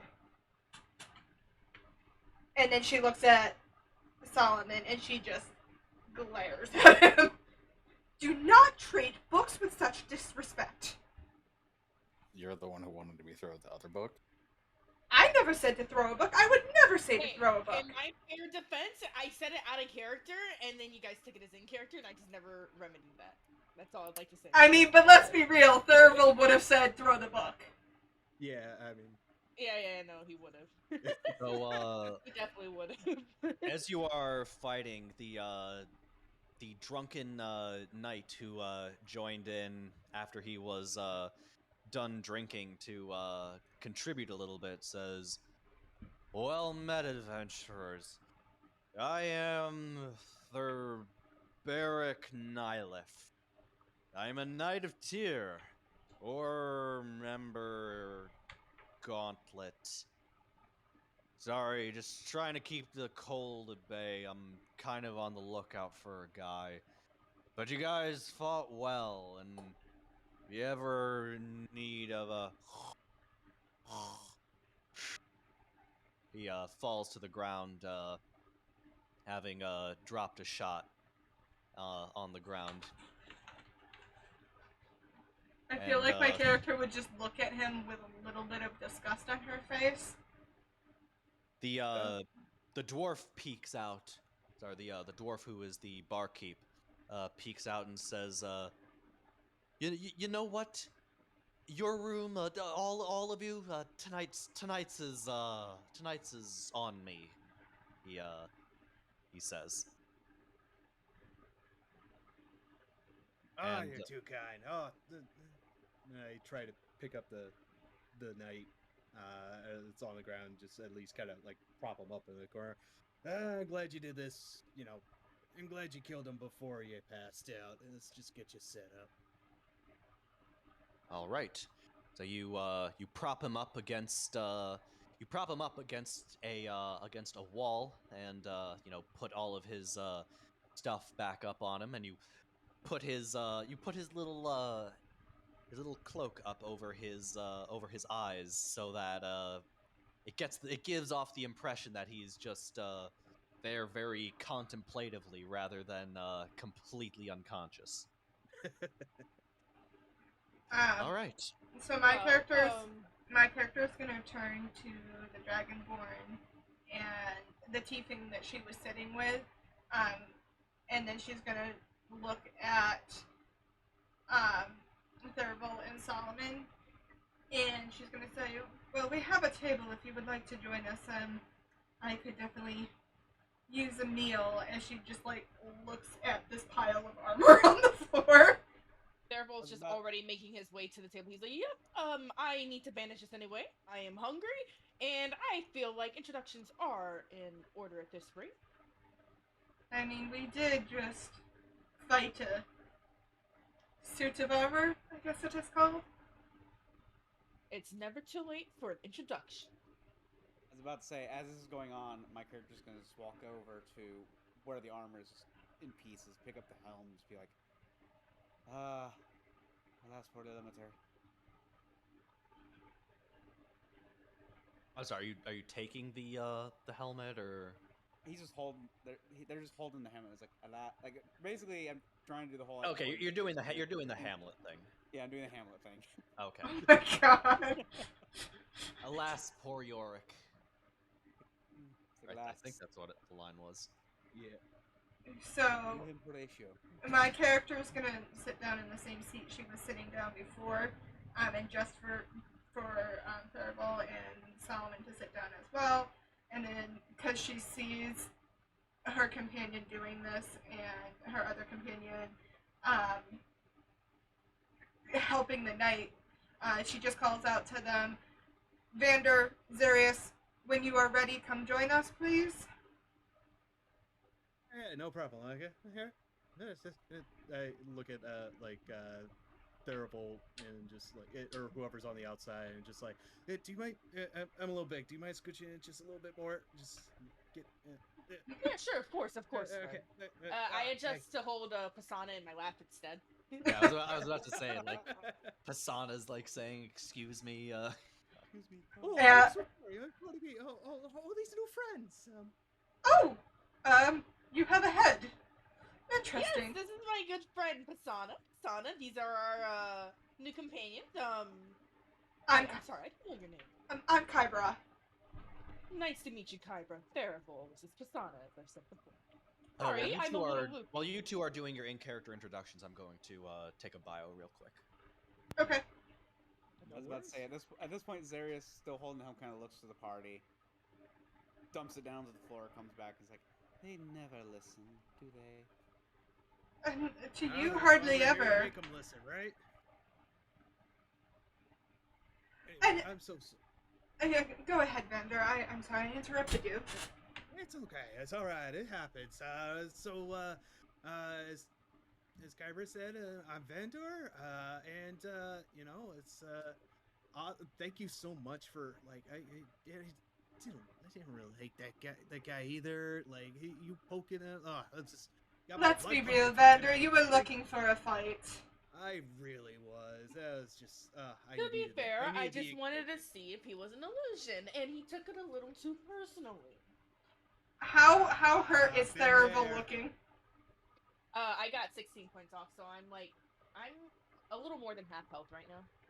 So I just look like I'm a little banged up. I just got like one big gash because that's what flashed me, or two. Kybra's gonna look to Vander and Zarius. I don't have the power, but I know you two. Our new friend here looks a little banged up. I believe I sir. can give them assistance, and I'm going to go ahead and cast Prayer of Healing, because I also need to do some healing. Who else needs to do some healing? No! Alright, I am I think you am two are back. the only ones. Yeah. Oh, yeah. I mean, either way, Can you heal a book? I don't think I can heal a book with Prayer of Healing, but I can heal up to 6 creatures, and it's going to be 2d8 plus my spellcasting modifier. You do your math. I'll do my math. I'm going to find my d8s. Pretty strong. Yeah. That's going to be 8 plus 7 plus whatever my spellcasting modifier is, which I need to double check where that is. Engine's done. Oh shit. Should be right listed on top of your spells tab if you're using D&D Beyond. I'm using Roll20, which is going to make it a little different. In that case, I don't know. Couldn't help you there. Well, I mean, my spell attack bonus is 7, so I don't know if that helps.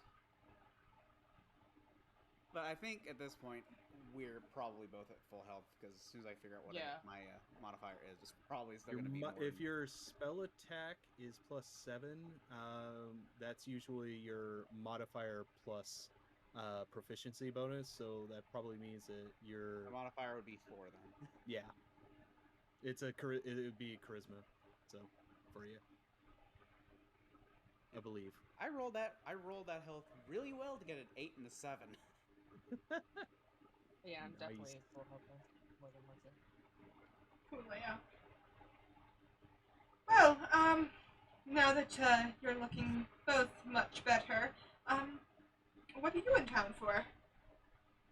Well, you see, we have a message to deliver. We were with some other friends of ours. They'll catch up sooner or later, I'm sure. They always make it out, you see. But we're just delivering a message for someone who lost family. We made a promise, and you know, we were trying to be honest folk. Yeah. I see. That's. And oh, go ahead, Vander. I was just gonna say that's mighty fine work to give others the closure that they need. The last thing people need is like think that they're still out, to like not know, Yes, I understand. What are you fine folk in town for?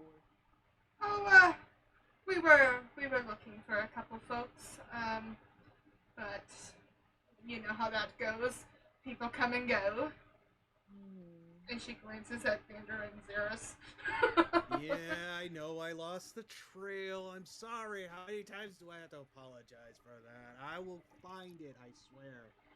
Just This is need a why day or I two. said we shouldn't give you the map. Oh, I'm sorry. But at least I got some new books. As she pulls out like the raunchiest smut novel she can find in her little collection now. Oh, you must tell me how Do you that have one goes, anything darling. good I had for me? my eye Oh on it. my. Just. Xerius, if you are judging me, do not forget where I come from. No, I'm not judging you. I'm just. Yes. As you are bantering, two figures enter the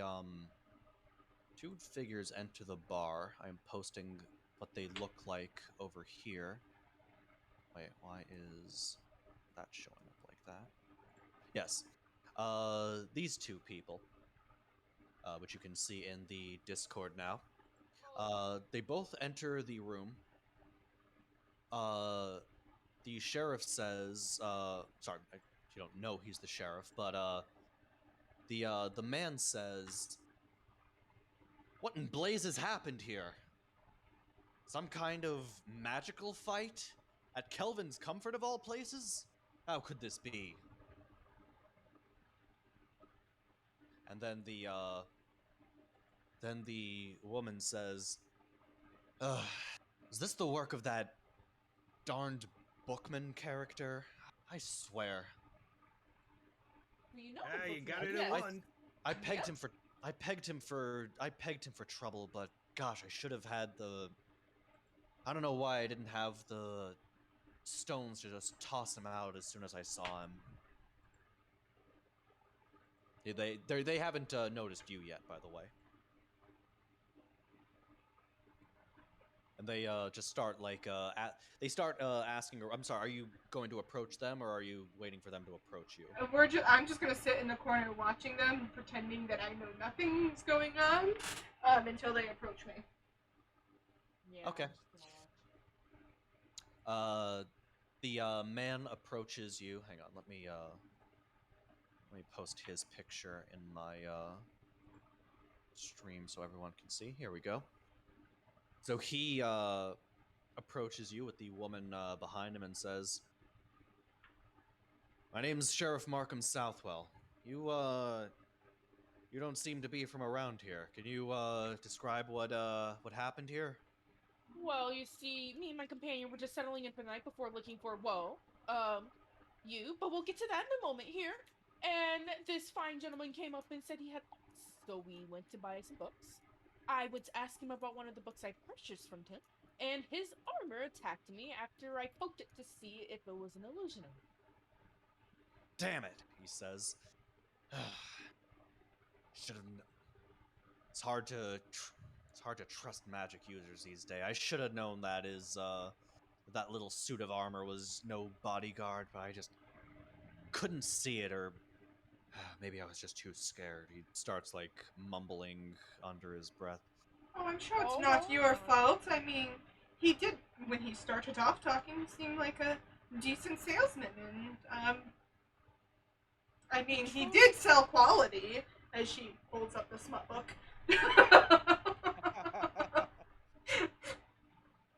Well, I appreciate your assistance regardless, and would ask that you keep that you do your best to keep any other violence that might come up to a minimum if it's within your power. Yes, I am so sorry for that. I remembered the rules and I was trying not to start a fight, but he tried to cut off my head. Oh, I mean, we didn't start it, we just finished it, right? I mean, Yes. none of us Yeah, hit absolutely. first, and we just defended our fellow companions. We didn't start it, and I They self-defense. were being simply good Samaritans.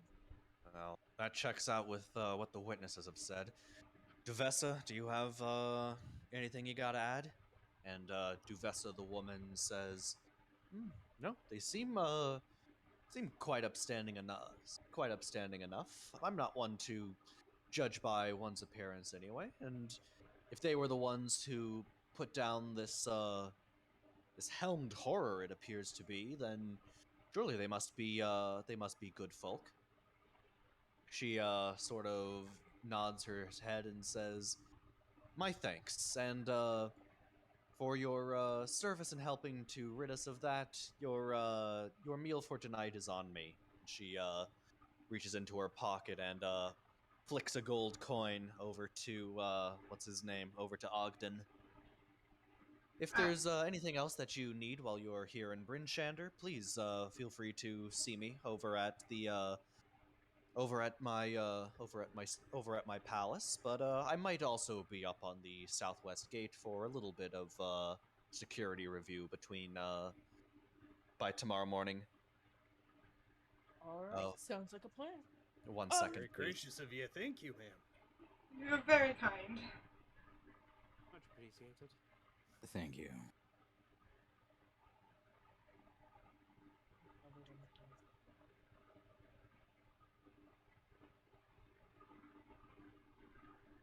All right. So, what now? Before they did they already leave? Because I was gonna try. No, and no, no. stop They're them from they're realizing. they're getting ready to. Oh, okay. leave.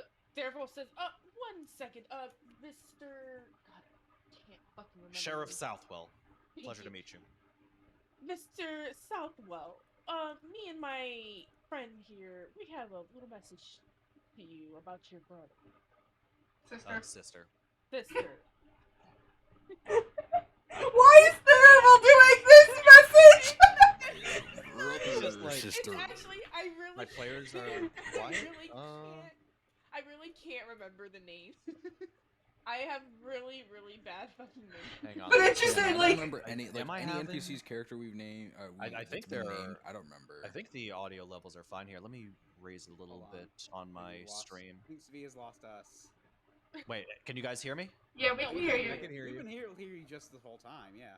Yeah, okay. No, I just because my chat is telling me that you guys are coming up quiet, so I think I just need to raise the audio levels on my stream real quick. Okay, so yes, Samil. What about Samil? Well, it's a bit of a tender topic, and Thurble kind of gives a pointed look around the room or the tavern, whatever the hell. Oh no. Please don't tell me. And Thurble goes a little quieter. He says, "I really am sorry for your loss." How did she go? It was Cloud Giants, right? Yeah, no, it was Giants, right? Giants? Yeah, it was Clyde. Giants. It was an The attack. town was attacked by No, I wasn't there. the town was attacked by giants. We got there after the attack, to say the least, and found out what. Damn it. No. Did you at least get revenge on the bastards that did it? They were already long gone, trail cold. We promised we'd come here to deliver the news and hopefully find a way to figure out why this is happening. Because a bunch of giants attacking a town randomly just doesn't seem quite normal, if you catch my drift. Certainly not. How long ago was this attack? And you tell him. Well then, how'd you get here so quickly? Funny Probably enough, should have taken you like a couple of months to get here from all the way in Nightstone, right? we met a You're the one who didn't want to strange- say it earlier. we met a strange companion who gave us access. It was a magic user. You know how funny those magic users could be. And he didn't give us his full name, but he did offer us a lift and said something about his deity or something or the other, needing to save the world or something like that. I don't know, but we took the free ride as it was. Here we He are. sort of like shakes his head a little bit puzzled and he goes, well, your business is your own, but you have my sincerest gratitude for letting me know of my sister's fate. Another time perhaps I may have if you're what are your, yeah, he just starts he just starts sort of fumbling with his words a How lot. about you go and let the news settle in for the night? We'll be here for a couple of days. Yeah, I appreciate that. I'll tell you what. Once you're settled in, if you find yourself in need of work, perhaps I'll scrounge something up for you. I appreciate it. I sincerely do. And we appreciate you, my good sir. Now go rest up. You've gotten some heavy news, right? He starts to sort of what's the word? What's the thing that Johnny Depp does when he's Captain Jack Sparrow? Like when he's had all when he's after he's had the rum. Like how do you describe his movements? Like, Saunter? oh, is that the word? Okay, yeah. He starts like swaying and sauntering his way out, and Duvessa Shane sort of, grabs him and holds him up straight as they walk out of the I guess as they stagger walk out would of be. Calvin's comfort together. Stagger would be the better word. Yeah, Saunter. stagger. I think that might be it. All right. So what now for you? Is it like evening, night yet, or is it still? It's more midday. Well, I don't know about you, but we have some time before dark, and seeing as I'm not that tired, I don't know about you, but a walk around town would be nice. Down for a little exploration. What say you, Solomon? Pisana? Well, as long as you take me along with you, I do not mind whatsoever where we go. I wouldn't dream of leaving you, Pisana. Oh, that's very kind. Thank you. Kyra's like intrigued by this talking head, and she does like bend down to look closer at it, and she's. Oh yeah, you're very intrigued by. Yeah, the her knowledge and everything is going crazy, and like everything in her head is like gears turning of like, is it this kind of spell? What is this? And Posada might be thinking it's a little because she's just like intensely staring at the head. Solomon, you have the sudden urge to use the bathroom. Oh. Solomon, Hold on. I literally didn't read that before saying that. Solomon just has a sudden urge to go. Guy, go. We just hung it up. That was perfectly timed. The timing, the immaculate timing of that, like in character and OOC has to go to the bathroom. I was gonna say for the streams, Shizuka just posted in our chat that they needed to use the bathroom, and then Speed immediately said that. Yeah, like right as, like literally at the exact same moment. Oh I don't think you could have timed that any more perfect. No, not at all. I will also be right back. Apparently there is a fire in the park nearby, and I need to see if we need to evacuate, so I'll be right back. Oh. Yeah, Okay, sure. that Yeah, might be safe. I very very important much for so you. have to. Yeah, sure. Yeah, Take 5. go for it. I was about to say, Yeah. Zarius is going to also go join Solomon in the Latrine. lavatory.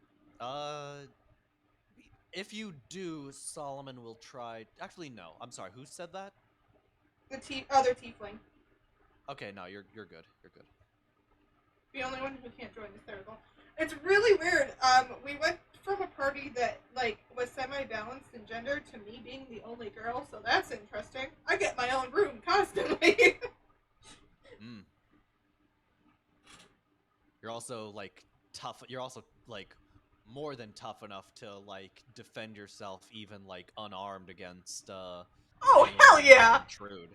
9 times out of 10, I'm unarmed, with the exception of my bow staff. Yeah. I don't wear armor. Monks are great. I love monks. They're so fun. Monks are the best. I realized I didn't mute as soon as I got up, and I just spoke directly into my mic. Did anybody hear what I had said right when I left? No, I don't believe think I did. I don't think I heard. Okay, may not have actually picked it up then, because I was like, I did not hit the mute button, and I said, I thought louder than I wanted to what I was about to go do. I didn't hear it. I think we talked over you in all honesty. Fair enough. Seems likely. Okay, We yeah, are that's, a loud group. I'm back.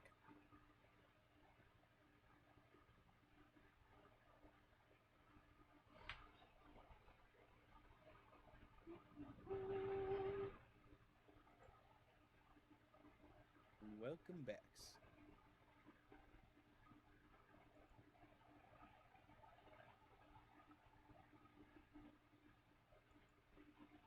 okay. Yes. So Solomon and Okay, so I'm sorry. So is everyone back, or is Pine still dealing with the I think Uh, Pine's still I I alive. think Pine's stealing. Okay. Yep. Okay. Actually, if Pine's away, I might as well say Yeah, so. I was gonna say the only one who should know isn't here. So Shizuka, while you are in the bathroom, you sort of you fall through a portable hole. Who left that there? Yeah, and so you are. I will speak to you privately about what happens after you fall through that portable hole, but suffice it to say, you will not be really like rejoining everyone else until you're ready to go to sleep, basically, until like everyone's ready to go to bed. At which point you will have at which point you will, you know, just sort of honestly tell them that you got lost, which will be the truth and undetectable by deception. Yes, there are things happening behind. Like I kind of like going behind some of your backs for certain stuff because I feel that it is way easier to stay in character when you legitimately don't know what is going on. I mean, that's fine. Among I each like other. I like player whispers. Yes. Whisper! Whisper, whisper, whisper! Oh no, who left this here? Ah! And then Xeris comes back. What happened to the other one? He decided to go to bed early. Or he had to take a shit and... Oh, I went to a different stall. I came out. I thought he was gone. I thought he already came back. Let me tell you, from the way it sounded, you do not want to go in there. Well, good thing I don't have to. Seeing as, that's not my bathroom. So this is going to be an interesting... I am typing to Solomon in our secret in the whisper right now. in the whisper In the whisper The super chat. secret chat. whispers. Something D&D Beyond sponsorship. Please sponsor us. I guess I don't know. Yeah. I mean, Anybody got any sponsors to shout out? We've earned a D&D Beyond sponsorship, no doubt. I know Quantos has been trying to get into the GTA RP server. Curious if he's gone in yet. No, he's still streaming his thing. I wonder if we can also just like strike up some kind of issue with the brand of things that are just on the same thread as like Werther's Originals, I guess, or something. Is there a library in this city? See? A library. Let me see. Well, the House of the Triad as a temple would probably have some religious texts. Okay. See. Yeah, not like there's no formal library, but there are places where you might be able to find books. Good Okay. news, I don't have to evacuate. It is far enough Good away news. where it won't reach us tonight, if anything, unless it continues on for the next day round. So I'm good. All right, you're good to continue? I am good to continue. Okay. Okay. Well, if we're going to explore, I know I'm always looking for a place of knowledge. Just always good to know where there's places of knowledge. Okay, so you do some exploring. You head to the House of the Triad, believing that there might be some books, since it is a temple. And while you are there, you see that there are two people, sort of just tidying things up, sweeping the floors, tending to the various altars. You can see that there is homage paid to three gods. There is Tyr, the god of justice. There is Torm, the god of courage and self-sacrifice. And there is Ilmater, the god of endurance in the face of suffering. One of the people there is this gentleman, Cyrak of Suzale. Hang on. Or rather, he says hello and introduces himself as Cyrak of Suzale. Here we are. Let me just open that up so that my They all look like streamers can characters see. from Lost. Hello. Welcome to the House of the Triad. My name is Cyrak. I'm simply a friend to the priest. It's Delvon. Would you we appear to have some visitors today? And Delvon he turns around from polishing one of the altars and says, greetings. My name is Delvon Ludwig. Pleasure to meet you. What can I do for you today? So Kybros, she's just gonna nod her head and she goes, well, I'm a searcher of knowledge, you could say. I'm always looking for knowledge and just things to know. I figured as such a prestigious temple, and especially for three gods, that you probably had some books or things that I could peruse. Not much that I'm really fit to give away at the moment. Donations for new prayer books and whatnot are few and far between. I suppose I can give you one prayer book to. You know what? I could probably spare maybe two prayer books to Torm. After all, that is my deity. Well, I wouldn't want, if you were short on the knowledge, I wouldn't want to take them. I mean, I'm... No, if anyone who's willing to learn the ways of the Lord Torm, please, I'm more than happy to part with one if you're eager for his knowledge. And he passes you two books dedicated to the god Torm. Which one was Torm again? God of courage and self-sacrifice. So... Make a knowledge check. History or... Yeah, make it. History? Make a check relating to your knowledge of your own library with advantage. Oh, that would definitely be a history. And yeah, so make one of those with advantage. Okay, that's good. History is 21.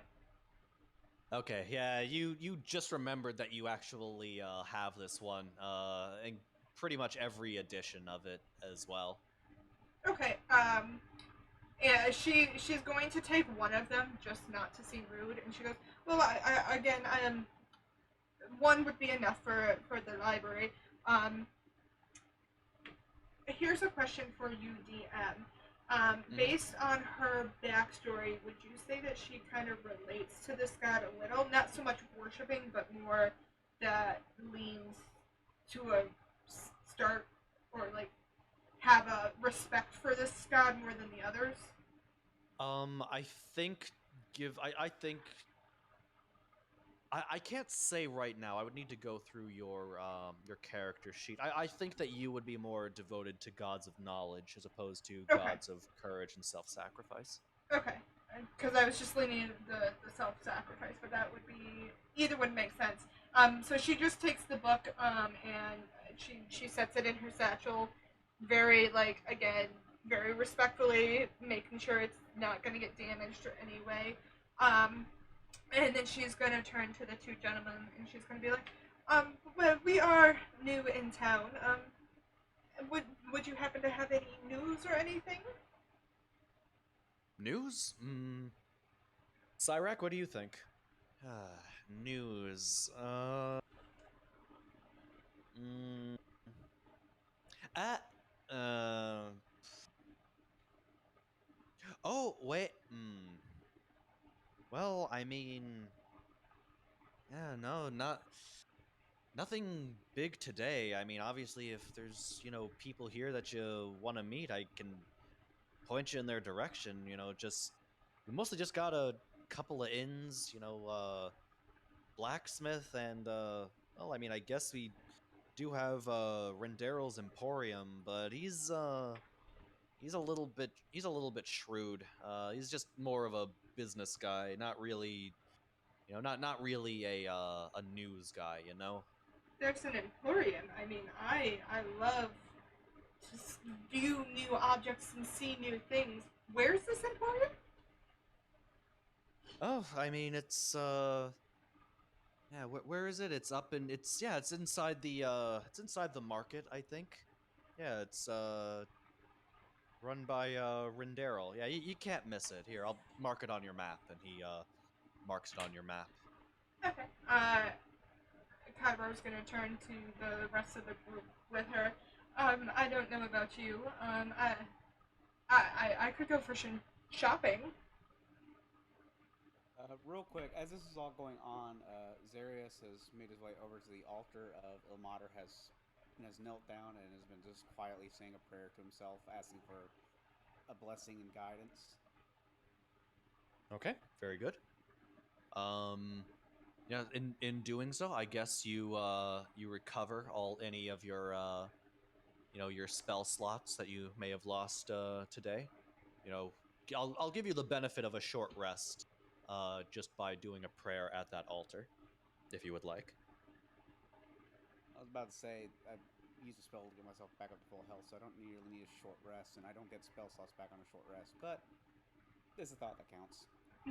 Okay. Very good. Yeah. For the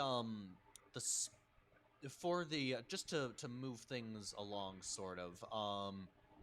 Let's say that you do your shopping. Was there anything isn't- magical or anything fun to purchase? I'm sorry. Was there anything magical or fun, like unexpected health potions, anything like that to purchase? No. You continue. You spend your day at sort of traveling through the city, but at one point you do sort of notice that you haven't seen Solomon for most of the day, or at least he hasn't been traveling with you as you've been sort of exploring the town, buying up the various things that you want. Donna, have you seen Solomon? That's your companion, right? Yes, that's our other companion. Where did he... I haven't seen him since. I don't think. Did he ever come back from the bathroom? Did we leave him? Uh, Oh my god. I don't remember. I don't remember him since we left. You know what? Let's go check. And Devil Actually, turns- our friend is fine. I mean, everyone in the city has been so nice, and I'm sure no harm would come to him. Yeah, but I'd rather have our friend near us, considering I. Yeah, I'll Anyway, be fine. I feel better Yeah, with. I'll be fine. No. Yeah, let's go.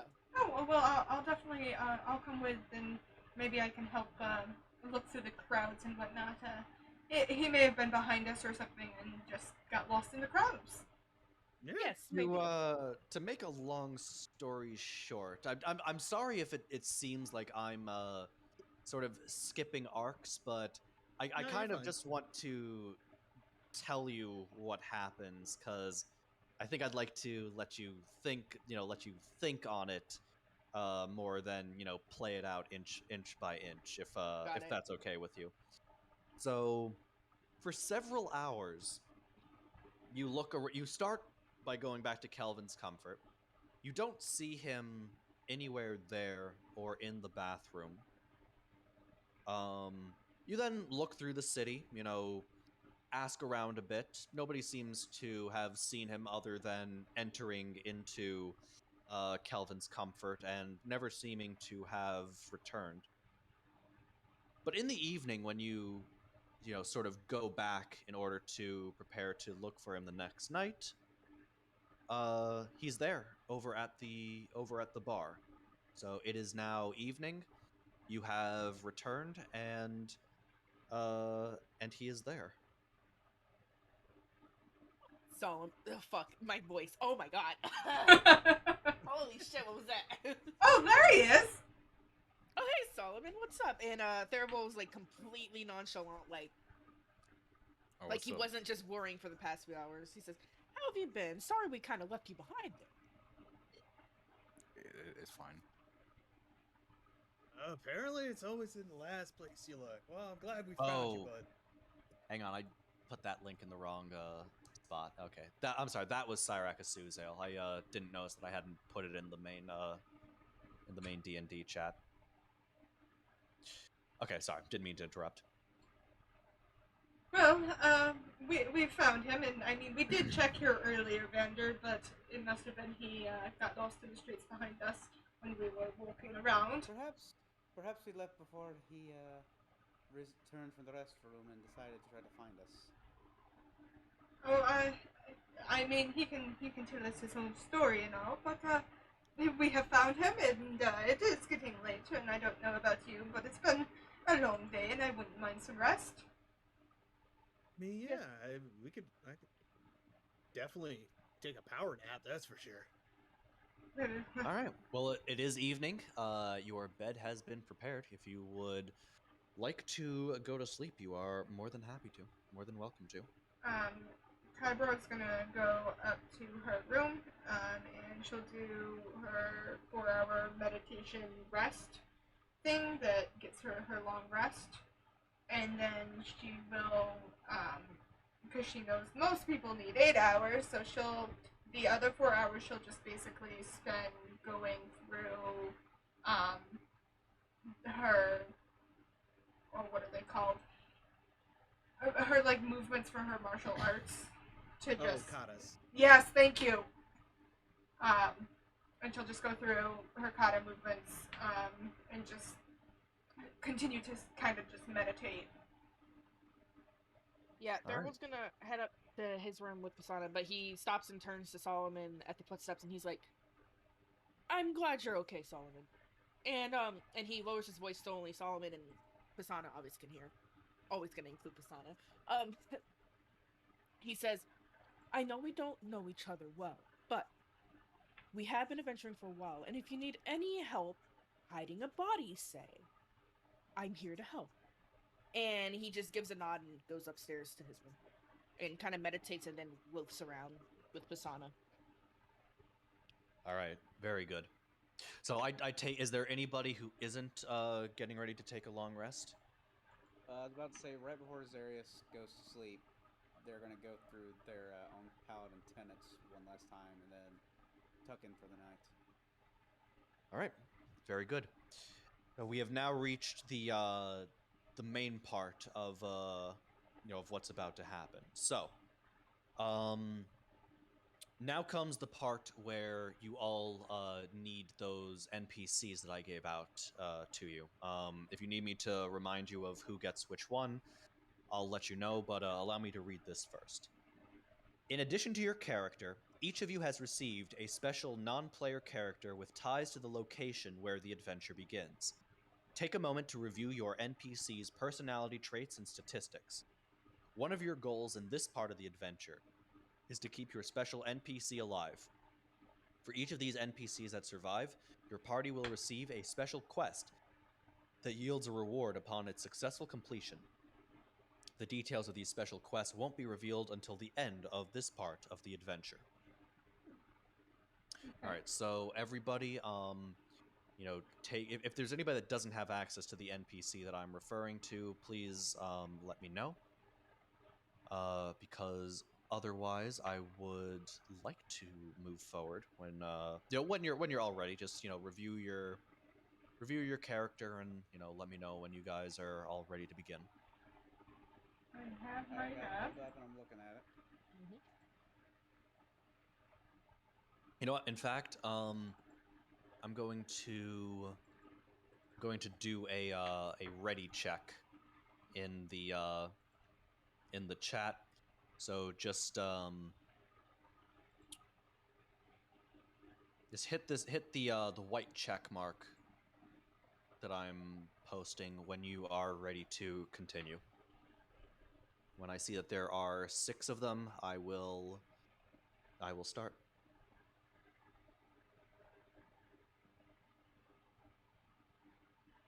That's 5. Need just one more. All right. So, you wake up, after having done your various things. Another dreadfully cold day in Icewind Dale has you bundled up in your warmest furs. Brynshander's Market Square bustles with knucklehead trout fishers selling their finest scrimshaw to traders from the south, while other common folk warm their hands and faces by small campfires. Everywhere across town, people are trudging through snow-covered streets on errands. The town's outer walls block the worst of the wind, but not all of it. A sudden blast occasionally catches everyone by surprise, causing shivers and grumbling all around. The mood of the town changes abruptly. Something is amiss. Pedestrians are vacating the square with great haste, disappearing into their hovels. As spear-toting guards with grim faces move with purpose toward the southwest gate, you hear a booming voice from that direction as it calls out, "Surrender, Artist Simber, or die!" And you hear a lot of commotion, but one word, starts to really sort of echo through people.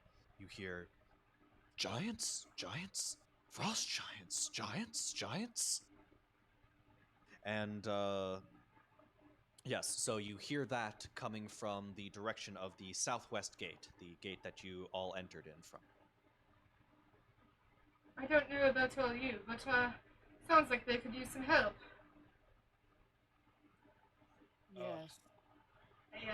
Oh man. We get to start the day with a fight. Oh, it's gonna be a good day. I Easy. don't like the sound of this. Well, shall we head over there as quickly as possible? I'd certainly say so. Uh-huh. We definitely Indeed. should head there as soon as possible. And away we go, running Yeah, off. City towards Sullivan's it. got the right idea. Now, question: do we get the benefits of a long rest, or Yeah, Yes, we you got all it. have the benefit of a long rest. okay? I want to make sure before I add spells back to my spell sheet. Okay. So are all 5 of you over at heading to the southwest gate? Mm-hmm. Yeah. Okay. So just to remind, okay, so Golden, I believe you have control of Augrek. Mm-hmm. Okay. So Augrek, Duvessashane, and Markham are all up there, and when as you make your entrance, they sort of beckon to the guards to allow you to climb up. So So- I make my way over. What is going on? They just sort of look at you all grimly and say, and sort of like dips his head, like, see for yourself, as if to say. And you see, right in front of the gate, you see, hang on, I need to turn off the music that I currently have, or at least lower the volume. 1 second. Okay, sorry, that music was a little bit distracting. So, you see 3 frost giants that are in front of a larger group of 9 more frost giants. And flanking one of the frost giants is 2 winter wolves. And the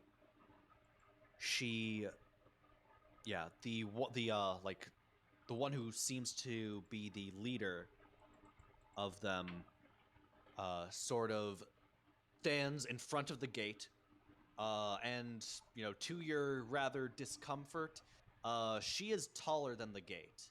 Like, she is about 21 feet tall, and the gate itself is 15. You're only about 9 feet like above her.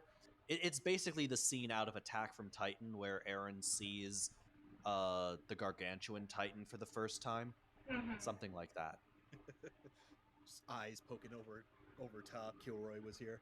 Yeah, but instead of like a face missing the musculature, it's like a female giant just like sort of looking at you like, "We're here for artist Simber," she says in her most feminine voice. Give him over now and we'll be on our way. If not, well, she sort of looks back, and you can see in the distance the giant sort of reaching into the bag that every single giant has and pulling out a big ol' rock that could easily squash like several people at once. Oh, this seems familiar. No, my character wouldn't know that, but this seems familiar out of character. Yeah. So Duvessa and Markham look at each other and say, "We don't know of such a person. Is if there is an artist Simber," and they like look down into like the throng of people who are like below you, and say, "If anyone knows of a artist Simber, please have him step forward. Let's try to work this out peacefully if we can." That's what Duvessa says, and 1 second. Just need to see what the frost giant. Okay. And the frost giant says, in her most sultry voice, "You got a minute to get him out here, and send him through that gate. Open up that gate and send him out it. Otherwise, we knock it down." We get a vague description of this December. This is not. No. Actually, don't. I didn't say that. I didn't say that in character. Never mind. You know. What is this a name that Kybra would recognize? No, it is not. Okay. Well, with all my knowledge, I've never heard of the name.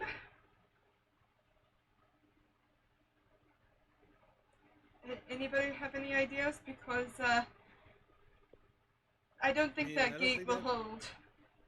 That name doesn't ring a bell. So unless somebody wants to like, Do you have a vague description of this December you're speaking of?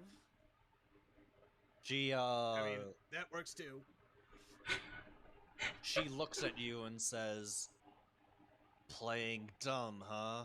We know We know he's no, here. I'm just a really dumb person, and I would just like to make sure we have the right person we're sending out to you is all. She has at this point grabbed the giant mammoth's tusk that she has at her side and blows into it like a horn, and it is one of the loudest sounds that you have ever heard. It's just like a that it's like so loud that you can see things like visibly shaking, you know, like on the opposite end of the town. And yeah, at that signal, the giants behind her start advancing, and they grab their rocks and they start throwing it into the city. And I need all of the characters right now to make a D100 roll. Oh shit. Okay. But only tell me if you get above a 90. So between a 91 and 100. I got a 97. Holy crap! I got a 99. All right, so you didn't want to get the you know, that you two are both ultra unlucky. Did everybody else get below a 90 or below? I got a 50, so. Then by a thin margin, I rolled an 87. Oh no. I rolled a 77. All right. Oh no. Oh no. Don't worry, you're not going to dice jail. This isn't your fault. I promise. This isn't your All fault. right. So those of you that got above the 99, you are both targeted by a giant ass frost giant rock that is thrown and is about to make impact. So get ready, Okay. because your world is about to get rocked. No pun intended. No, it was absolutely intended, and It was I respect completely you for intended. doing it. Your world will get smashed. And that is that is a 17. I was about to say, is it possible for someone to have a reaction to take the hit for them? Like, to shove them out of the way? You know what? Yes. I will say yes. Alright, who would I be closest to? Because I would shove whoever I'm closest to out of the way. Pick whoever. I mean, you can just pick one Oh, person. I was gonna say, I would go Thurible. Thurible's more squishy. You know what? Yeah, I was about to say, I'm gonna go with Thurible. Shove Thurible out of the way. All right, so Thurible, make a dexterity saving throw. Good dice. Actually, you know what? Who else got the Who else Vandor got? did. I did. Yeah, so you can also make a dexterity saving throw. Dex saving throw. Got it. Dirty 20. 13 for me. All right, Thurible is able to get out of the way. Unfortunately, Vandor gets sort of blasted like a character in Fall Guys, and just gets yeeted off of the wall by the rock. That deals 26 points of damage to him as he is Ouch! as he is blasted off. So that attack is happening from those fire giants. Meanwhile, the three the leader and the other two frost giants are now they are now ready to start breaking down the door. Let me see. Yeah, they are locked, so their attacks. Yeah, so for their first round of attack, I'm just gonna roll for all three of them. Okay. Oh yeah, those are all hits, and they actually get 2 attacks. Yeah, so that's 6 hits of. Oh no, that's just on the door. What was that? Okay, so that's gonna be 6 times 24. Oh god, I don't like this. Yeah, Oh, so no. that door. Oh wait, I'm sorry. No, it's not 24. It's 14. Okay, so the gate takes a pounding from no less than 3 massive great axes just being blasted at it as giant stones are being hurled into the town, destroying buildings left and right. And you are lucky that only one of you were blasted by that rock. You take no fall damage from being sort of knocked off of where you are, and we are now in initiative. Oh, at least it didn't take fall damage, I guess. That is correct. So everyone, roll your initiative if you would like. Are we rolling for us, or are we rolling for the NPCs Okay, too? so for your NPCs share your initiative. Okay. Alright, Okay. I got Oh, 15. fantastic. Let's roll this one. Vandor rolled a 7. I also got a Solomon 15. rolled- Yeah, Solomon rolled 15. Rolled a 12. What's your dex, Solomon? My dex. Yeah, your dex modifier. Whoever has the highest modifier. It's Giant. plus. It's 0. It's plus 0. Okay, so I would be first. 18. Okay. All right. Kyber is the name, right? Yeah, All right, Kyber, what is your initiative? 15. All right, Therival. 15 plus 2, 17. Okay. Vandor, 7 total. 7. Solomon. 15. All right. I actually forget. I'm sorry. What is? I would go Zarius. first on that. Darius rolled a 12. Okay. Pasana. Oh, I forgot to roll for Persona. I was gonna say, poor Raven's mine- got 3 characters Persona here. is 14. With the -5. Oh, thank you. I'm sorry. 12 minus 5, so 9. 7. All right. So, unfortunately for you guys, the enemies get the frost giants. They will be going first. So the order will be the frost giants plus their minions. Then I assume Kyber goes before Solomon for a higher dex score. Yep. Or am I okay? After that, we have Zarius, then Pasana, and finally Vandor. What about Therival? You're Therival before- goes right at You- Therival you're goes be- right after the giants. Yeah, you're first in the initiative after the enemies. I don't like that, but okay. Okay. So the giants will. Oh, and remember, on your turn, you can also use your NPC. Now you are all here. Bear in mind that you do have the sort of the obligation to keep your specific NPC safe. So if you wish to, if you feel that they are safer off, with you being on the attack and them being, where they've been left. Oh, I'm sorry. Do you guys not know where each of your NPCs is when this starts? I was gonna say, I know mine was up on the I was wall. going to ask that, yeah. Okay, But- yeah, I'm You sorry. did not say where Sir Barrick is. So I Okay, have no my idea. mistake. As far as Sir I know, he's Barrick- not being drunk somewhere. Sir Barrick is off. He is still at Kelvin's Comfort when, during the encounter.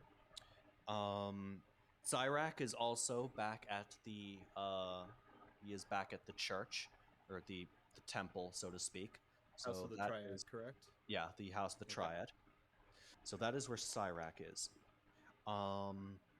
Meanwhile, there is a lot of commotion happening in the background, and So just Yeah, for so- clarification, did we all get thrown off the wall, or was it just Vander who got thrown off no, the it wall? was just Vander. Okay, so Just me. the rest of us and the NPCs who were standing on the wall are still standing up Yes, there. the 3 NPCs, Augrek, Duvessa, and Markham. You are all still up there on the top. Okay. Yeah, so okay.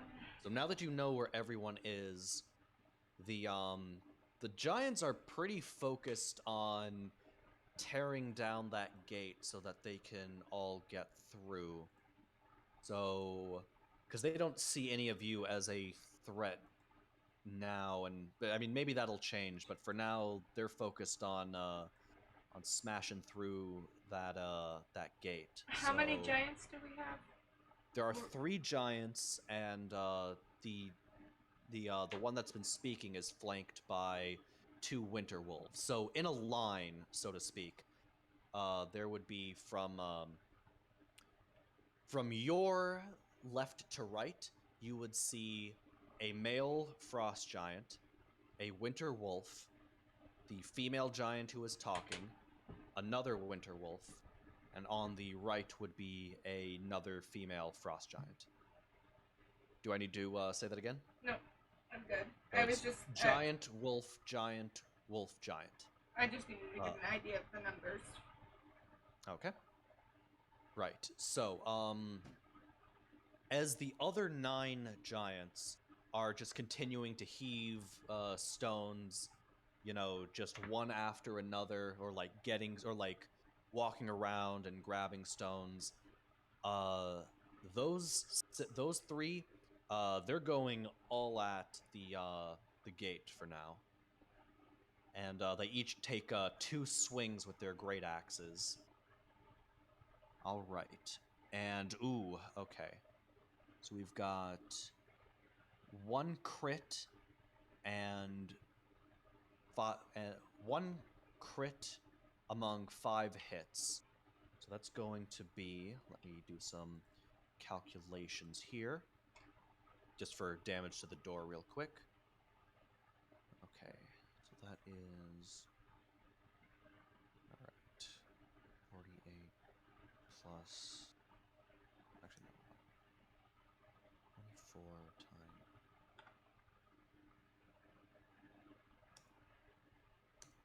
Okay, so that's 56 points of damage from that. So 56 plus 38, 94 plus 84. All right, yeah, that door is about to give way after all of those attacks. And now it is Theravol's turn. So just to give you sort of, you know, perspective on where the giants are, they are not technically right next to you due to, like, the distance and stuff. Like, these giants are huge, so they are technically about, like, 10 feet away from you, even at, like, the edge of, even if you stand at, like, the edge of the gate. Well, you could swing at them if you're at the edge of the sort of, you know, the wall that you're standing on. Gotcha. Okay, so am I role playing the NPC or are you role playing the NPC? Now you are all role playing the NPCs. Okay. My NPC is pull up her thing again. Duvessa, right? She's the speaker. Would she know of, like, I guess evacuation plans or whatever in case things go awry in the city?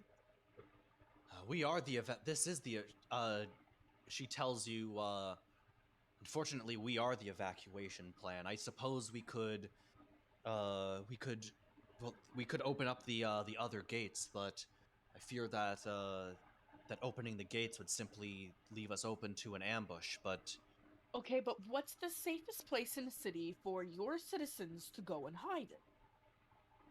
What's the sturdiest place that can withhold, say, 1,000 fucking rocks being thrown? she thinks for a second and says, the speaker's palace, I suppose. It's not a palace as it says, but it is probably the most well fortified spot in the city. He says, good. Now I need you to yell as loud as you can for your people to go there while we fight.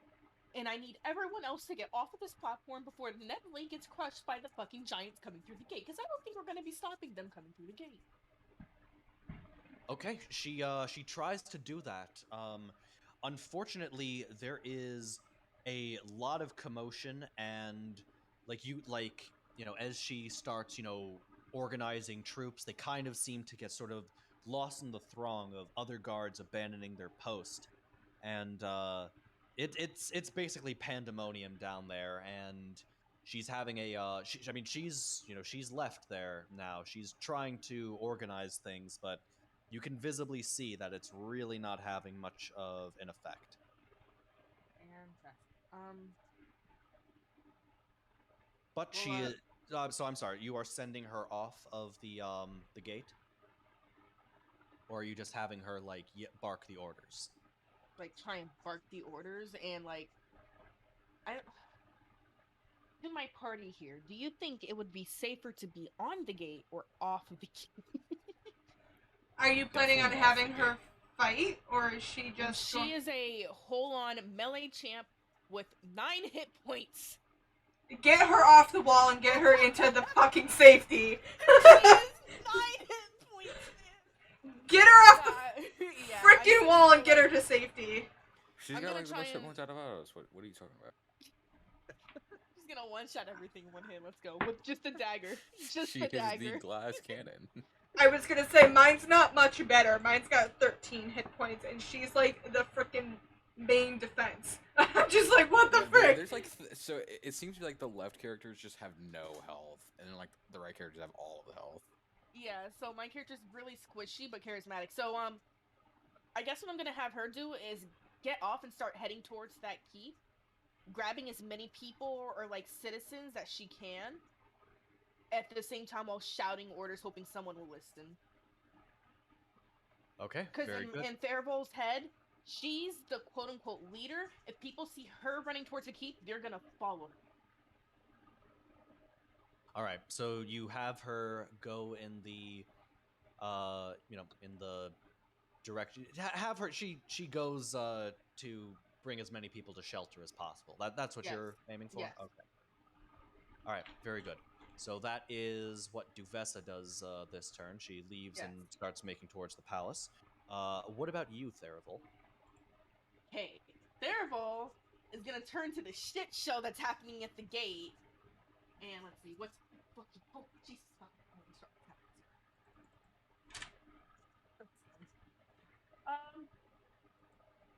how far away are we from the giant? Like 5 to 10 feet, right? If we're on the wall. Yeah, I mean, if you stand at like the very edge of the wall, you might be able to swipe at them, but it would probably be easier for you to land blows on them if you were like at their feet. okay. Because like from this angle, like But any melee attacks you make while you're up here would be at disadvantage because they would kind of have, I would say, like at least like 3/4 cover due to the walls. How tall is this So wall again? how far are they from us?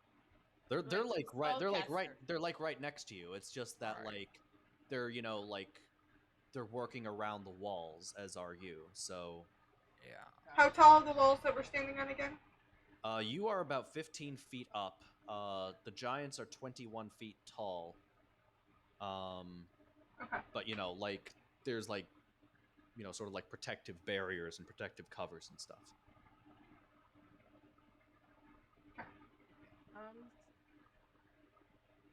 So it's really hard to make like melee attacks from top of the Okay. wall on these things. Okay. I already know anything that deals with strength saving throws, I'm not fucking doing. That is just not gonna happen. So Still going to yeah, ruin that's- that.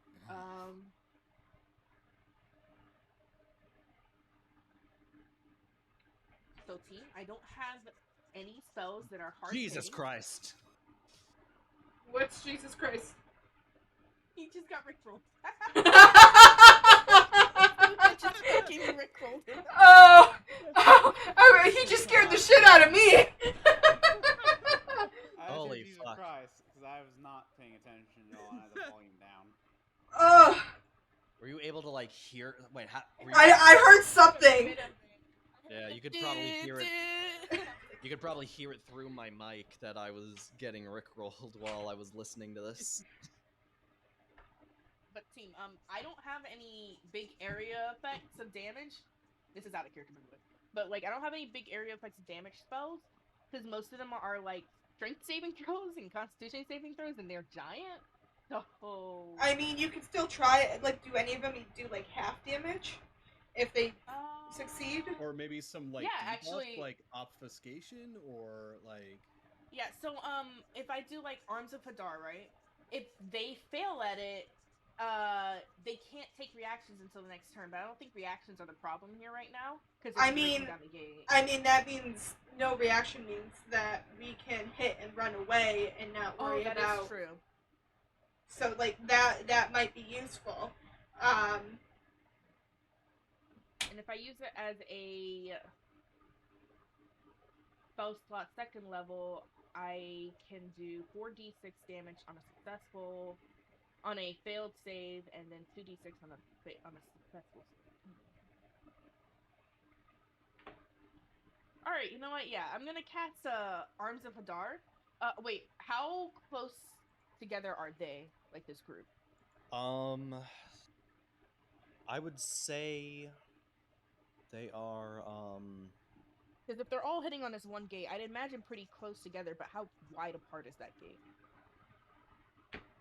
The gate itself. I mean, it's probably big enough for yeah, it's big enough for like width-wise. It's big enough for one giant and the 2 winter wolves. So, like, think of them as like being side by side, but separated by the winter wolves, which I believe they're either medium or large creatures. I can't remember. Would like a 30-foot diameter, would that be able to encompass them all, or no? Well, as huge creatures, that takes up. Yeah, I think it would encompass all of them. Okay. Just for like an idea of like for area effects and stuff. Yeah, because they take up 4 squares and like diagonally, like diameter-wise, yeah, that would. Diameter-wise, they take up 10, 20, 30. Yeah, they take up 40 feet total worth of space. So you can get like the edge of. You can get all 5 enemies in a 30-foot row. Okay. So, here's the thing. I can't hit all of them, but I can get quite a few. Mm-hmm. So, I'm gonna cast Arms of Hadar, and it's got a 10-foot radius. Mm-hmm. And I invoke the power of Hadar, blah blah blah. Creatures within 10 feet of me make a strength saving throw. And I'm gonna cast it on my. Oh my god, how many spell slots do I have? Level 5, baby. Hold on, oh shit. Hold on. What?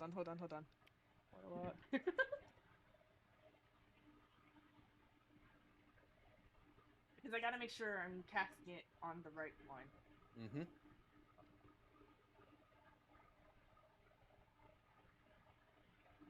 Yeah, so I'm casting it as a 3rd level spell. All right. So it's gonna do 4d6s of damage, but they gotta make strength saving throws. Okay. Strength. Every single enemy. I can't hit all of them. I can hit. I can, because it's a 10-foot in radius, so 20 feet in diameter.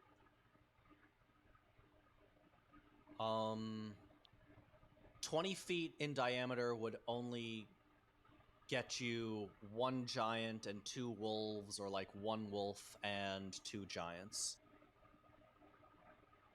Do you guys think I should hit 2 wolves or 2 giants? The giants, I think, would hit harder. Mm-hmm.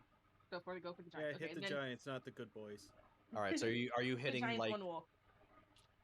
Okay. So which are you going like? Are you targeting the So like what are you targeting? And this is in diameter, right? So the radius is like 10. Yeah, the radius is 10. So it'd be Okay. a So 20, the diameter is 20. 20 diameter. Okay. Yeah. All right. So you're probably targeting like Yeah, if you're aiming to get 2 giants, what you're probably doing is you're targeting the wolf and hitting the giants that are next to it. Yes. All right, so which wolf are you targeting? The one to your left or to your right?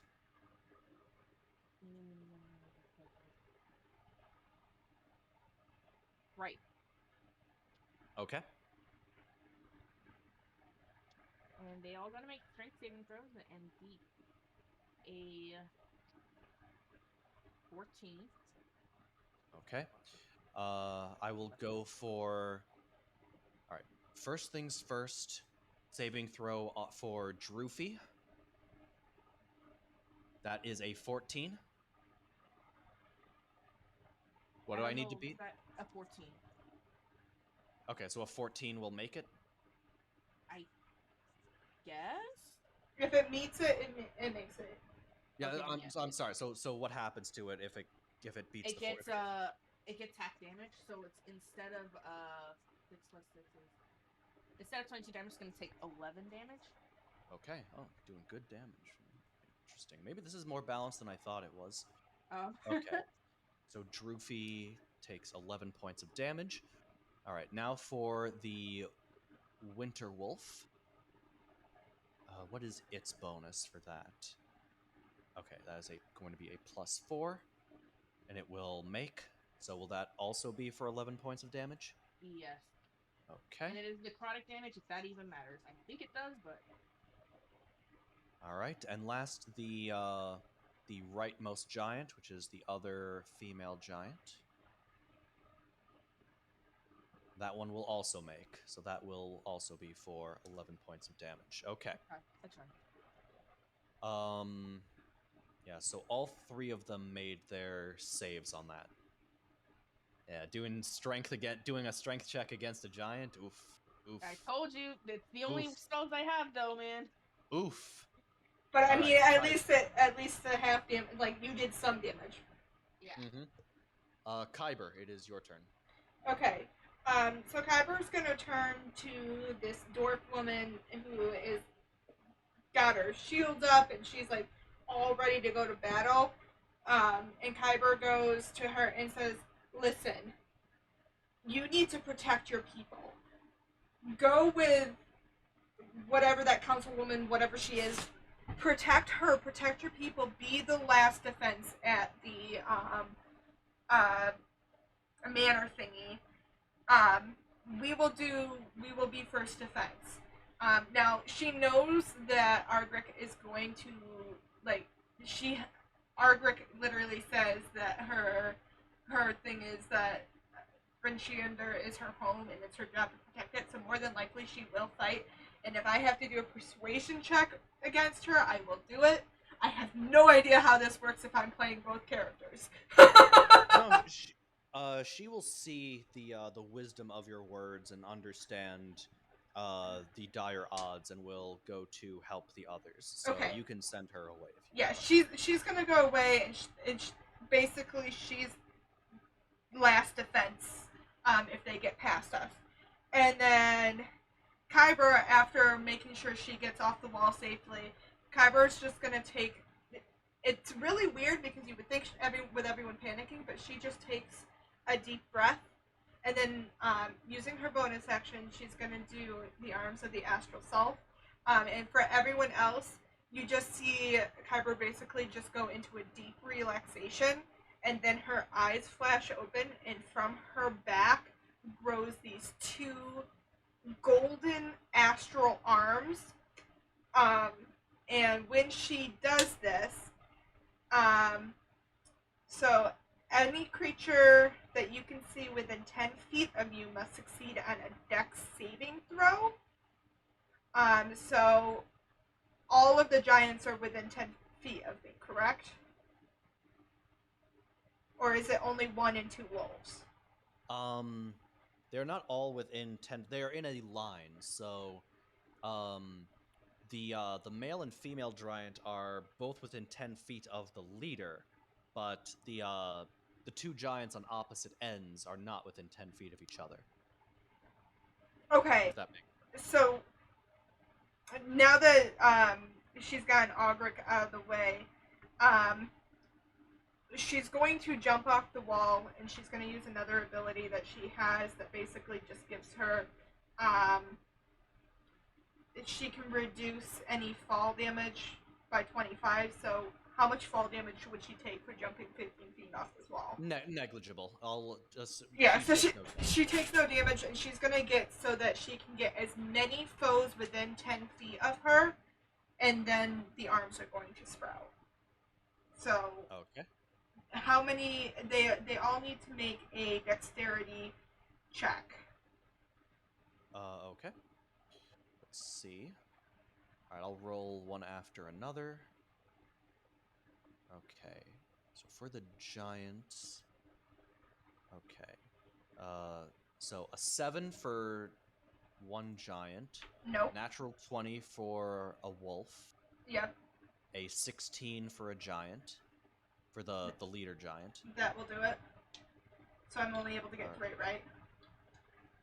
Well, I'm doing all of them because I think you're within range of Okay. all of them. A 12 for a winter wolf. Nope. All right, and a 15 for the last giant. Okay, so the one giant and the wolf are going to take 2d6 damage. It's not The ones that made the save. the ones that failed. Okay. So it's going to be 8 points of damage from that.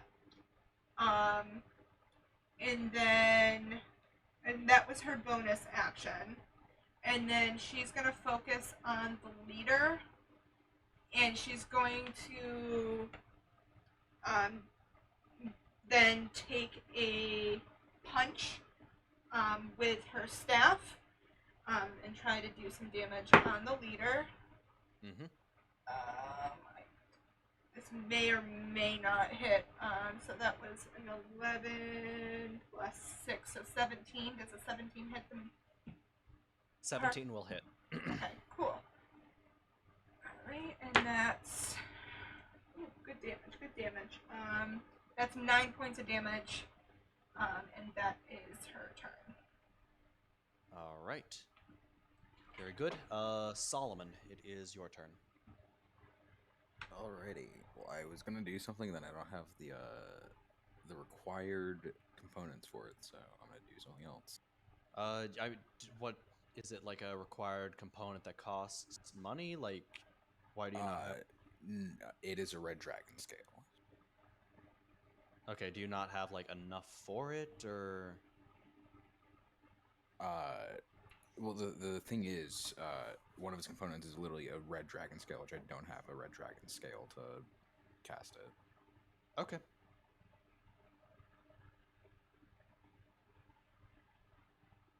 I was gonna say, like, you can buy components. I know I during, can like, buy breaks. I like during breaks, but I don't want to like do it in the middle of a battle. I feel like I mean, we did just have like a shopping, like, granted Yeah, you weren't I mean, with you- the group. We did just, everyone did. I will go stipulate shopping. that you obtained one while you were away. okay then. I'll do what I was gonna do then. All right. So I'm gonna look at one of the frost giants, and I am going to, at the 3rd level, cast Agazan's Scorcher. Mm-hmm. Agnes, I don't know how to say this name. But its description is a line of roaring flame 30 feet long and 5 feet wide. Emanates from me. Also, before I do this, I do go on top of the tower if I was not already on top of the barrier, I should say, actually. And it is a 30-foot long, 5-foot wide flame in a direction from me that I choose, and each creature in that line must make a dex saving throw. Okay. Are you how are you trying to like line it up so that it hits like all of them? I'm trying to line it up so I can hit as many as possible. All right. Yeah, I'll say that you're able to hit. Let's see. If you're at like the edge, let's see, 10. I'll say that you're able to hit 2 giants and 2 wolves with an attack like that. All right. And they have to make a dex saving throw of 15. Yes, they do. Hang on. Just pulling up my... Okay. 15, you said? Yes, 15. Okay, first giant. That is a 15, so he will make. First wolf will fail. Second giant, the leader, will also make. And the second wolf will also make. So we have only one wolf that did not make the save. All right, so that one wolf will take 18 points of damage, and the other 3 will take 9. Okay. Hang on. And I'm rolling 4 d8 because I used at the 3rd level. Gotcha.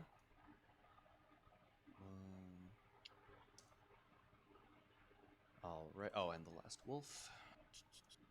Here we go. All right. Any other effects from that attack? Nope, that's it. Okay. So, doing that has the interesting effect. Go I ahead. forgot to do something on my turn. I forgot to do the stunning strike. I'm still learning all my abilities here. No, it's fine. I'll let you do that after I Okay.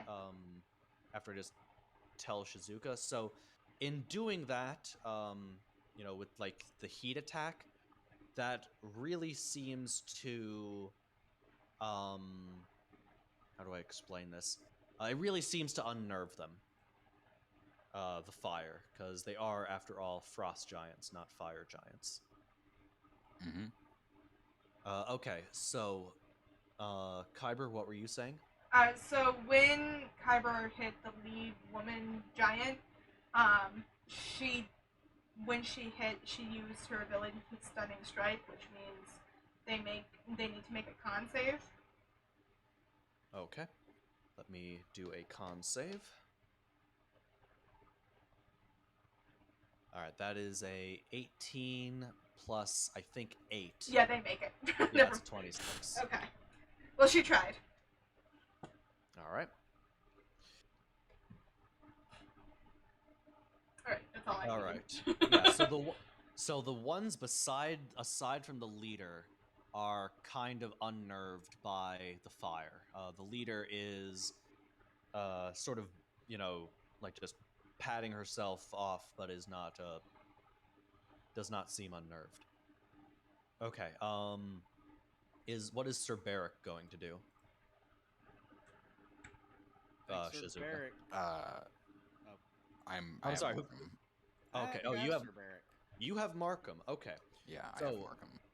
Markham, before he does anything, he tells you, "That's good. I think I have a feeling that if we put more targeted attacks on the leader, the others might fall back. I've heard that, but I'm not entirely sure."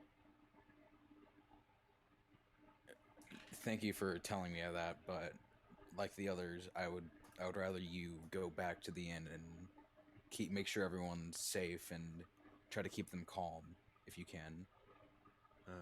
All right. Just keep on attacking that leader. I feel it in my bones that they'll fall back if you can just take her out first.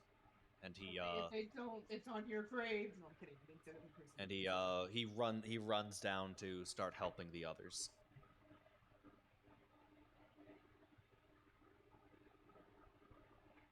Alrighty, and that is the end of my turn. Okay. Now it is Zarius. Can I go ahead and do what I think Sir Barrick would do first? Yes. All right, so since he's still at the inn, he's going to basically stumble out at the sound of what's going on. Clearly, obviously, see the giants down towards the gate. Point to a couple of guards and just yell, "You guys, get the townspeople to safety," before he begins to charge towards the gates. All right. However, he's also significantly far away, so he's going to be running for a few turns. Yeah, that is true. He is pretty far away. May need a little bit of time to get that done. Yep. Okay. As for you, as for me, knowing how close am I to the leader? Would I be able to hit the leader from the gate? with what, melee or ranged? Melee. Oh right, you were knocked off. Well, you'd have to open the gates first in I order wasn't. to. No, I wasn't. Was I knocked off? Yeah, I think I said No, you were. Vander was. I'm sorry. Vander was. My bad. Yeah, I'm the one You that's knocked. you can take a swing at her, but you will be doing so at disadvantage because she has about 3/4 cover from melee attacks up on there.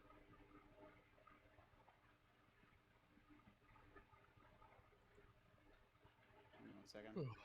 hmm Would I? Is there any unoccupied spaces that I could see closer to this giant?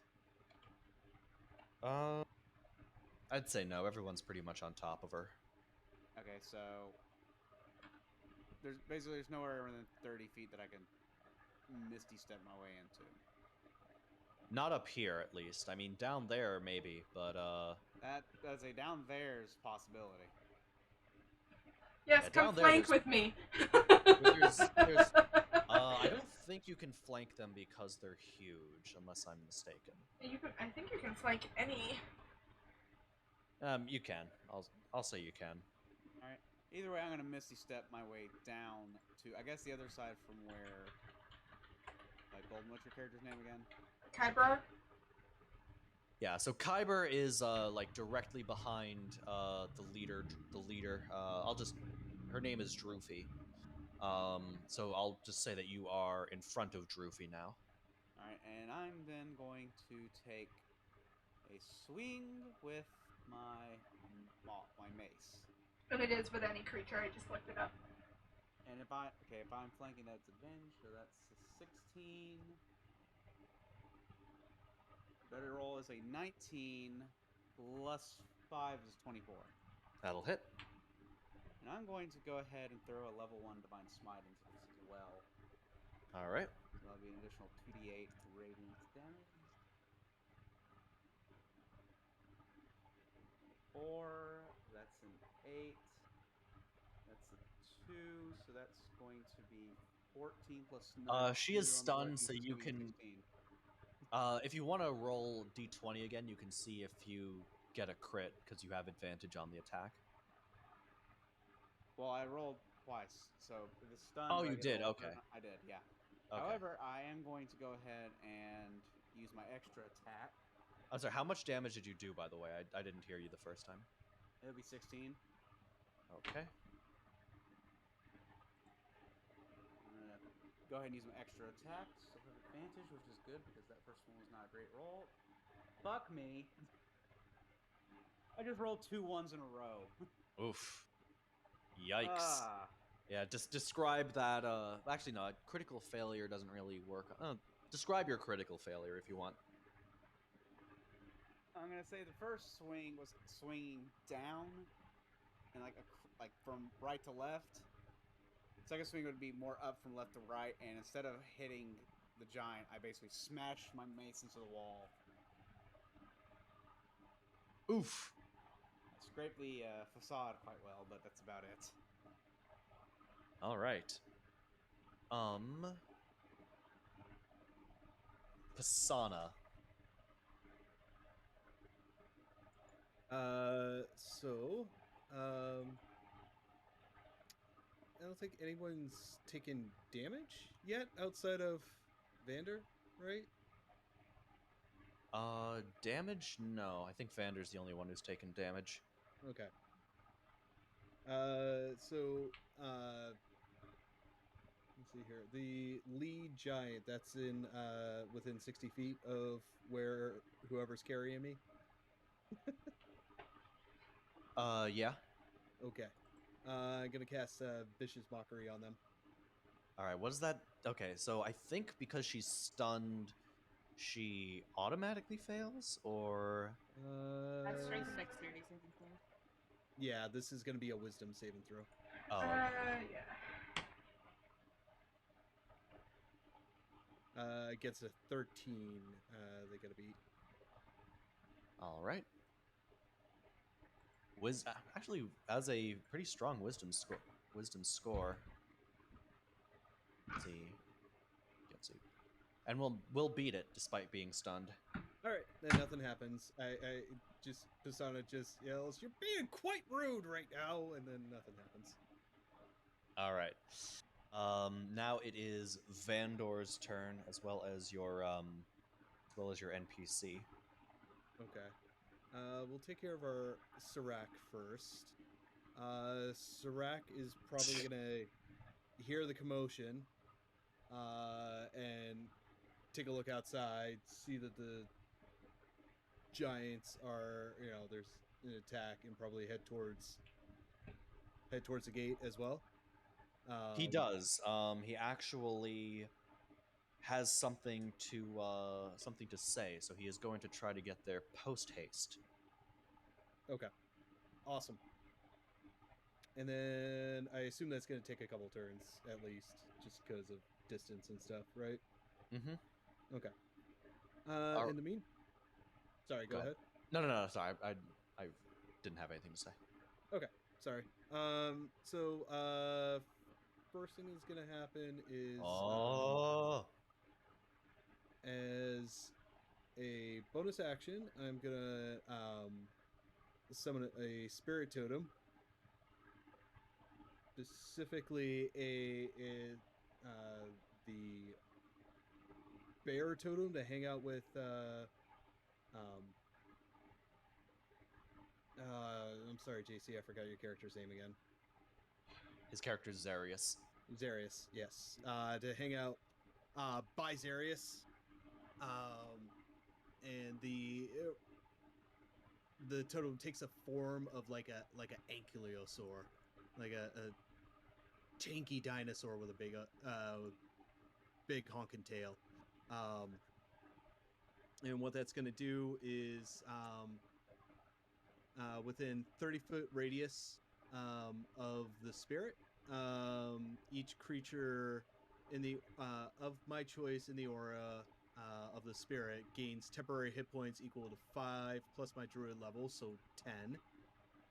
So 10 temporary hit points, and they also gain advantage on strength checks in saving throws while in the aura.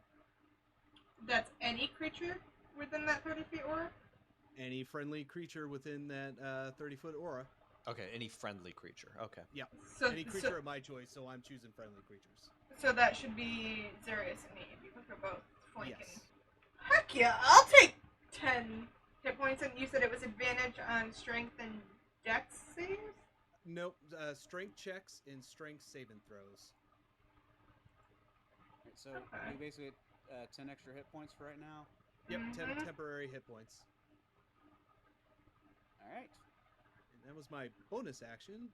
As my main action, I am going to cast Conjure Animals. And I am going to conjure up a... Oh, here they come. Yeah. Okay. Oh, Lord, they coming. I bring it out, Quetzalcoatlus. A what? Oh, okay. What's it? Big, What? giant, flying dinosaur. Okay. All right. But not a pterodactyl? It's bigger than a pterodactyl. Can you post the image? I'm curious. Yes, I can get I it. can. I can get a... I need to know what this thing looks like, because that is the first time I've ever Quetzalcoatl? heard that. Quetzalcoatlus. And I guess Oh, because... Quetzalcoatlus. Okay. Yep. D&D 5e. Oh, okay. I like this thing. Yeah, I got it. I got the image. You got it? Okay. Yeah. Jesus! Yeah, that was the one I was looking at too. Okay. His eyes. That's Wait, the thing. What? Look at I- him. I What love the it. hell? I love him. He's confusing me, but I love him. What a good boy. He's like a mix between like 16 dinosaurs. What the fuck is he? I love him. And assuming that you allow this, Evie, I'm gonna jump on him and ride him into the sky. All right, go ahead. Jump on him and ride him into the sky. All right, later. Okay. Is that it for you? That's gonna do it for me, yeah, because it's gonna be the movement of the Quetzalcoatlus. So Okay. All right. I need everybody in the party to roll a D100 again. Oh boy. Oh God. You got baited. You got baited. Oh, thank God it's on in the 90s. Oh, I'm good. I got a 66. 61 here. Hey, we're on the same path. 79 here. 69. Hey, yeah. Did Actually, anybody get above 90? 14. no, that is a 6. 14. All right.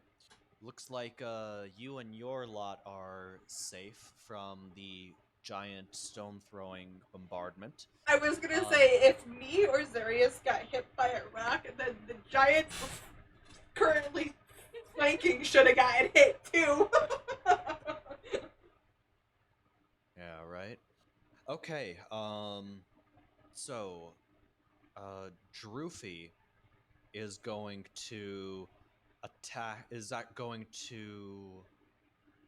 Yeah, is going to attack the. You know what? No, she's going to spin around and go after the monk that dared to. Oh, wait, I'm sorry. Is she's the stunning lasts until the end of her turn? Yeah. Okay, so she can't move and can't attack as a result. Uh, And I assume movement means can't attack, but she is incapacitated. So, incapacitated means creature can't take actions or reactions. okay, so she's still okay. So she's Yeah. she's stunned, so she doesn't do anything. Her two winter wolves did not appreciate that, and they will immediately go to defend their master. And they will both let out their strongest attacks immediately.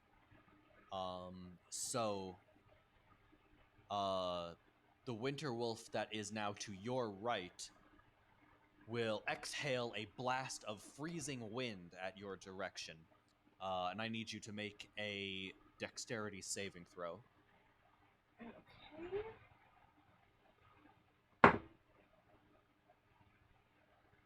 So that's going to be 19. All right, that will make it. So you take 9 points of damage, unless you've got like evasion or something. No. All right, so that's 9 points of cold damage from that one, and the other one will. Actually, the other one is going to save its cold breath attack and will instead jump out at you and take a bite at you. So it will now attack. Going to bite at you and will hit with a 22.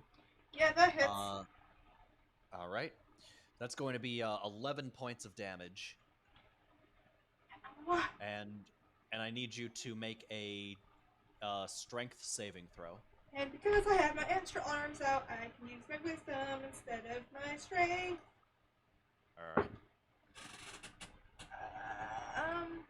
Natural 20. All right. Plus my wisdom plus 2, so 22. All right. So you feel the wolf trying to sort of trip you up with it by yanking you, but you're able to get your arm out of its jaws. The other two giants. Hang on. The other two giants. Well, now that Zarius is in their way, they are both going to swing their axes at you. So Me? the male. Or at Zarius? Zarius. Oh, okay. I Yes, didn't hear you. Zarius? I didn't hear Zarius. Okay. Alright. All right. So the male giant will make his attacks. All right. His first one is a 21, which should hit. That would hit. Yeah, and that will be for 25 points of slash damage. God. And the second one is an 11. That should miss. Give me 1 second. You still alive? I'm still alive. That second one does miss. All right. The you're probably gonna need the second one to miss as well. because she gets 2 swipes of her axe as well. Wait.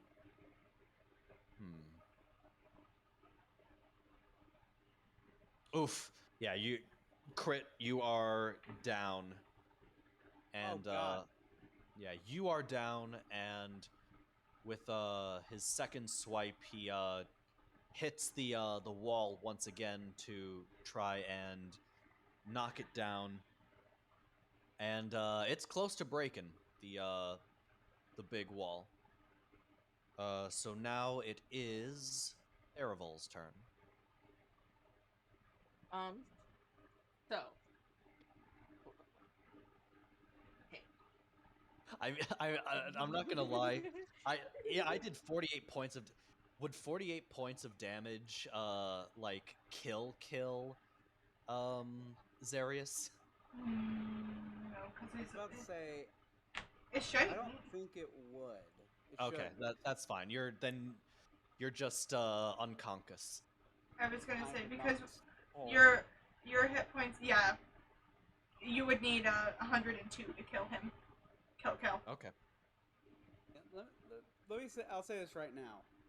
I always went from a combined temporary and regular hit point score of 61 to down. I mean, it is a literal giant that is I hit that understand this. a critical hit with the axe. I'm also sitting here thinking, well, I just made a character that's going to be difficult for speed to hit. Apparently not. Now these guys have +9 on their great axe swipes, and they get 2 I'm per gonna need turn. stronger armor. Run away.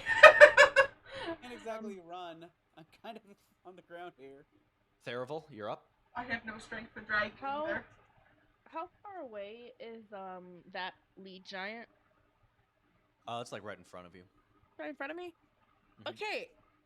I'm gonna cast my limited time my Fey Presence. Once per short rest, as an action, you can cause each creature in a 10-foot cube from you, so 10-foot radius cube from me, as a starting point, to make a wisdom saving throw, to become charmed or frightened, which I'm choosing frightened at this rate, until the end of my next turn. All right. That's a wisdom save. Yes. Okay. Let's see. Fingers crossed. That is a 7 plus. Is it 3 or is it more? Yeah. Okay. That is going to be a 10. Does not make it. It is 14. Okay. Yeah. So you said that they are now Frightened. all right. Very good. But she is stunned, so she can't move for the moment, and that's till the end of your next turn. She can't move.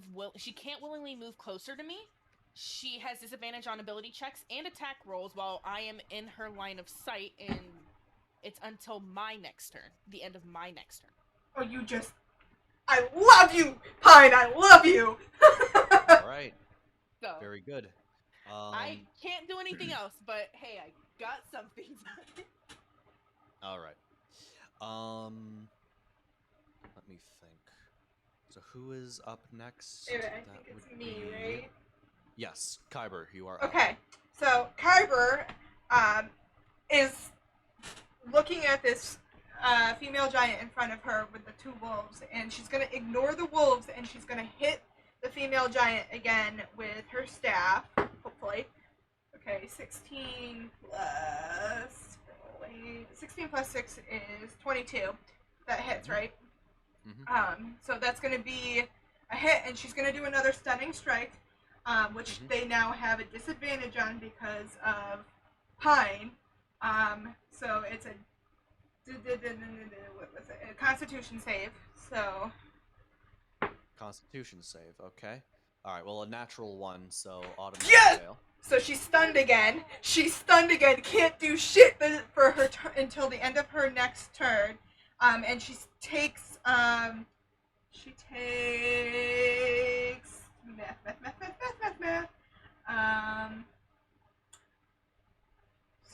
9 points of damage. 9 points of damage. Okay. One of these wolves is hurt, correct? Yes, both wolves are hurt actually. Okay. Which one looks more hurt? The one to your right, Okay. So, since you are facing the tower, so it would be their left, your right. Just so you okay. know. Whatever.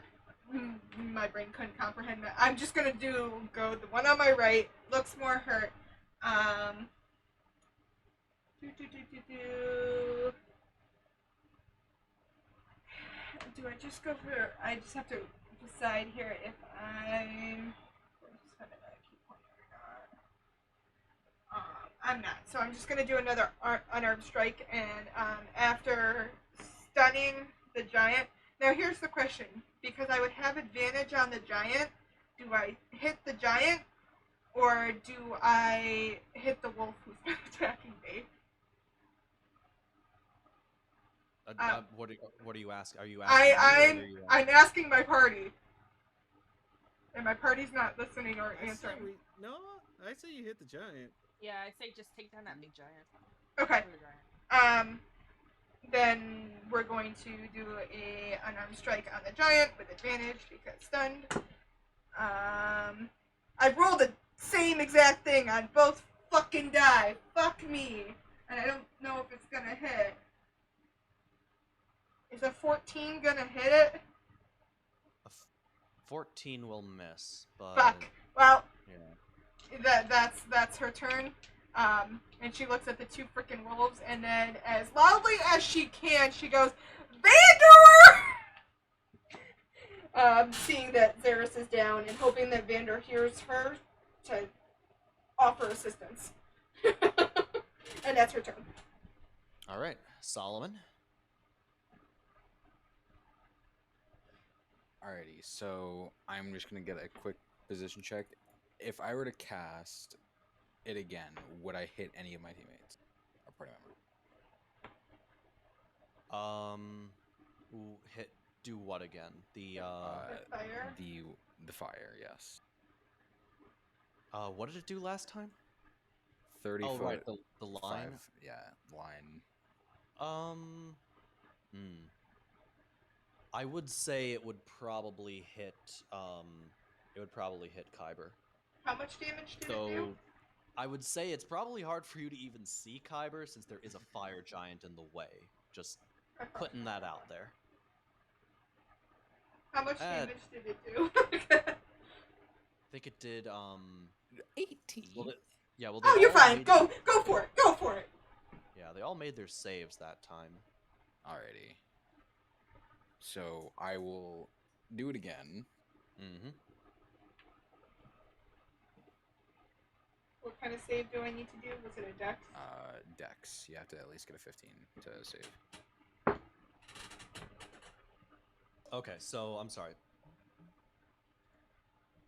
So that was at the leader and 2 of the giants, right?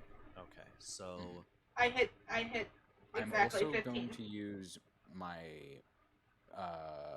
metamagic powered spell. Mm-hmm. It just lets me spend a sorcery point to roll up to 4 of my dice, since that's my charisma modifier. Okay, so wait, so I just need to calculate who makes it and who fails. So Yeah. Droofy, I believe, is at disadvantage, so I will roll that. Wait, this is a dex save for... Right, so if you're going for the main giant, she automatically fails dex saves when she's stunned. Oh, automatically, okay. Yeah. That's fine.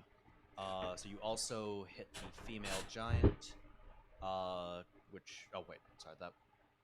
I was using disadvantage, didn't need to, and will get a 15, which I believe makes. Yeah, And 15 makes. And then on the same wolf as before, which will also make. Okay, so... Only the leader didn't make it. Yeah, so max damage to Droofy and half damage to the others, right? Yeah. Alright. So Droofy, how much damage? It will be 8, it'll be 23. Ooh, okay. Oh, shit. for anyone who didn't make it, and it'll be 11 and a half or 12, however you round it. And Round D&D, I up. don't know. You round For up. So it'd be enemies I round up. For heroes I round down. Oh. So it'll be 11 for Golden if she didn't make it, and 12 for the other people who made it. Actually, I should say. I'm still up. I'm hurting, but I'm up. So, how big of an area of effect was this? You It's didn't get a hit. 30-foot. Yeah. You didn't get Oh, hit. okay. Yeah. It you're was fine. either you get hit or I get hit, and I got hit. Okay, Yes. that's fair. So you can make your death saving throw now if you want. I mean, it's not a matter if I want to or not. I kind of have to. No, I mean you can just just delay the inevitable. You can open your wounds if you really want to, just even I further. can cast Spare the Dying on you if I can I'm touch going- you. At this rate, I'm running out of d20s I can roll because that wasn't a fail, but that wasn't a 1, but that was definitely a fail. Okay. Oh gosh, you need a sage. You need to bless those dice. Y'all need Jesus. He Yeah. needs some dice, milk. These dice need RNGesus. All right. So, in the meantime, I would say that Sir Barrick is within 1 round of reaching the gate. Just so you know. Okay. So next round, I can actually do something with him. Mm-hmm. Pisana, you're up. Awesome. So Pasana's gonna take a look at the let's see here, 60 feet? Okay. Awesome. So first things first, he's going to look at the Lee Giant, and cast Vicious Mockery on it, saying, like, you know what? You're looking a little peckish. Don't worry, you'll get that joke in a second.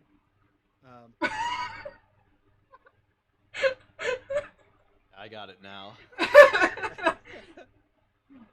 And she has to make a Wisdom saving throw of 13, or else take my psychic damage. All right. This is Why'd you do me, that? John. Mm-hmm. Fails. All right. It's gonna take 4 psychic damage. Woo! Ooh, 4 psychic damage. All right. Let's And, go. And yeah, it has disadvantage on next attack roll it makes before the end of its next turn. Wait, did you do assuming that on the it's lead not- giant? Yeah, it's on the lead giant. Yeah, so assuming that it, It's is- stunned. It can't do anything. Yeah, but I made fun of it, so it's a win in my book. And with his bonus action, he's going to yell down to the bleeding carcass next to her. He's like, "You okay, buddy?" With healing word.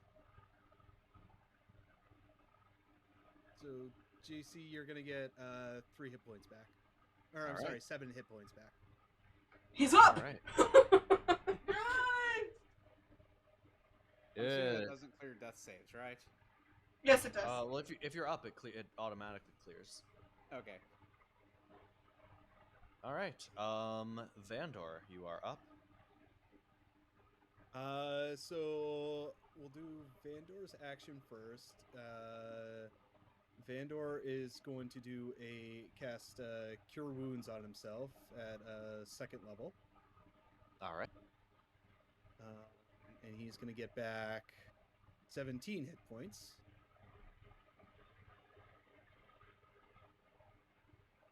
And then while riding, he's going to do the I could talk today. Sorry. Akimbo, the Quetzalcoatl, is going to do a flyby attack while Vandor is riding on the lead giant. All right. Go ahead. So should be a +4 to this. You should have advantage. They Yeah, have you an advantage. Oh, 'Cause and it's stunned. advantage. Well, the first roll was better. So just double checking my bonus because I was working off memory. Yes, yes, it is +4. So 17 +4. That'll hit. Yep. All right. So the hit is going to be.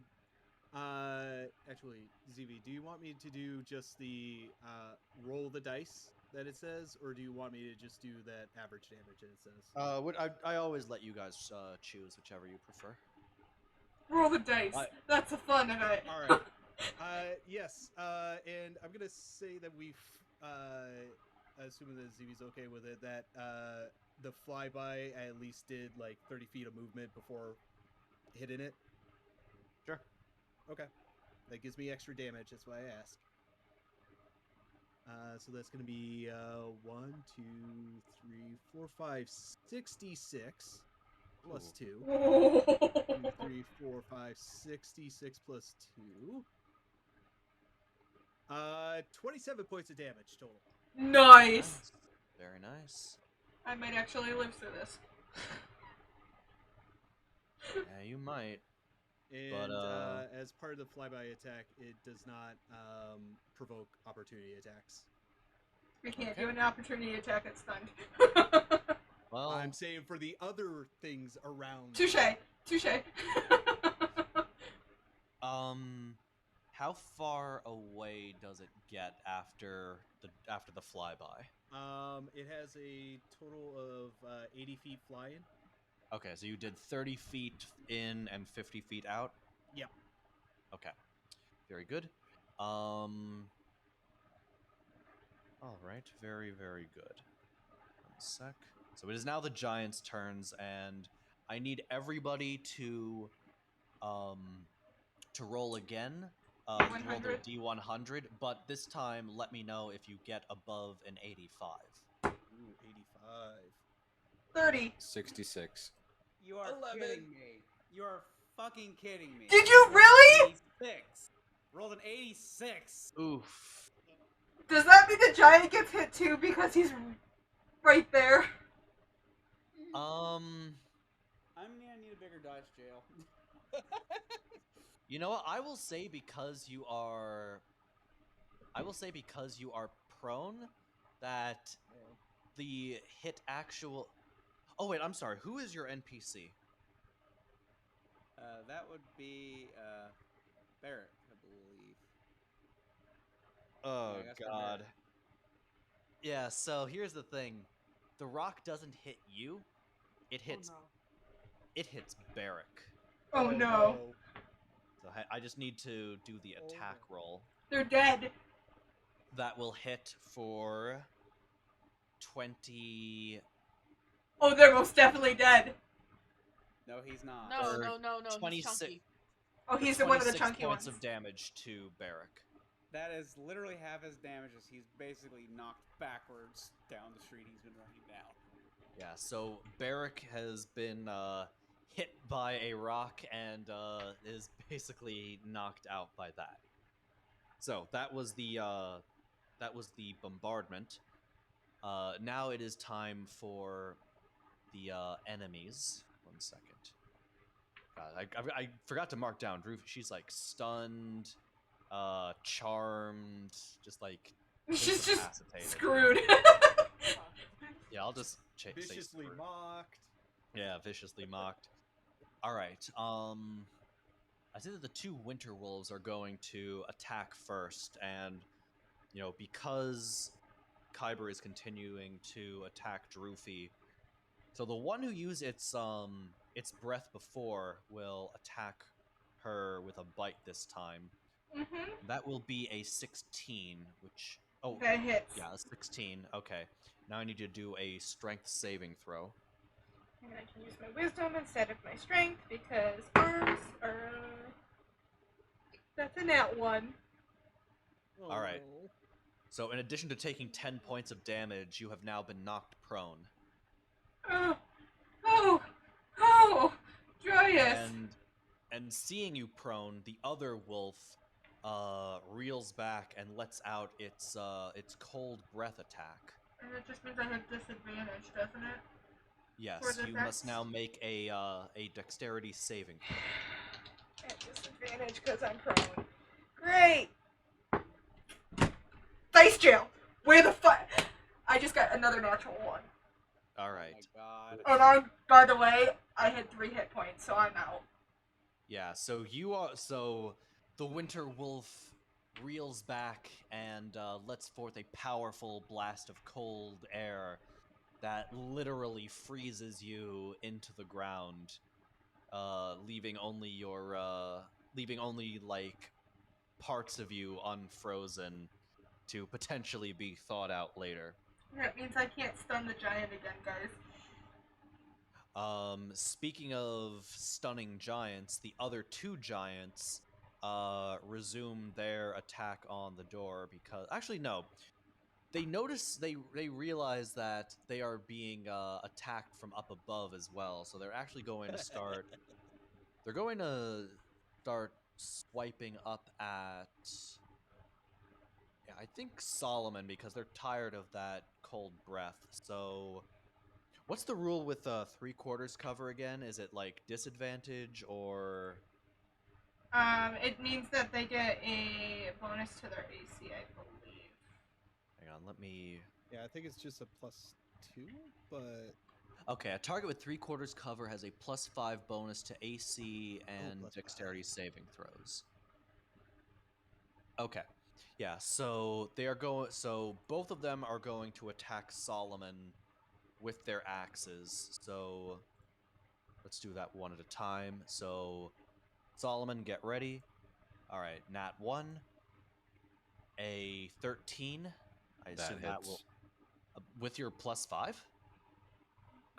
Oh wait. You're at 3/4 cover, so you have an additional +5. Oh yeah, no, that doesn't hit. No.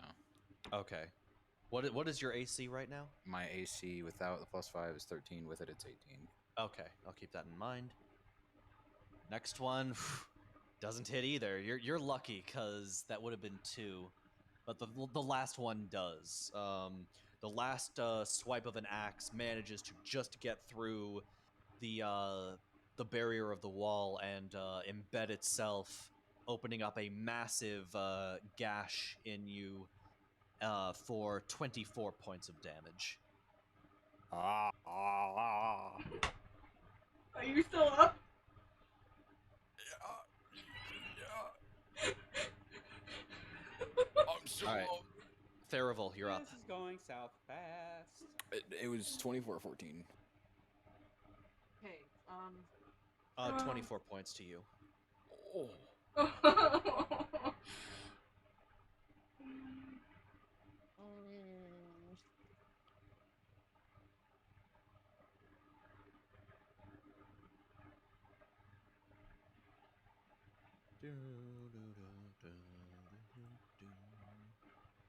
I really should be thinking about this in my downtime, and I don't. I really don't. Right, you get caught up in all the action, and then you're like, oh, frick, it's really my do. turn. Oh, shit, it is my turn. Okay,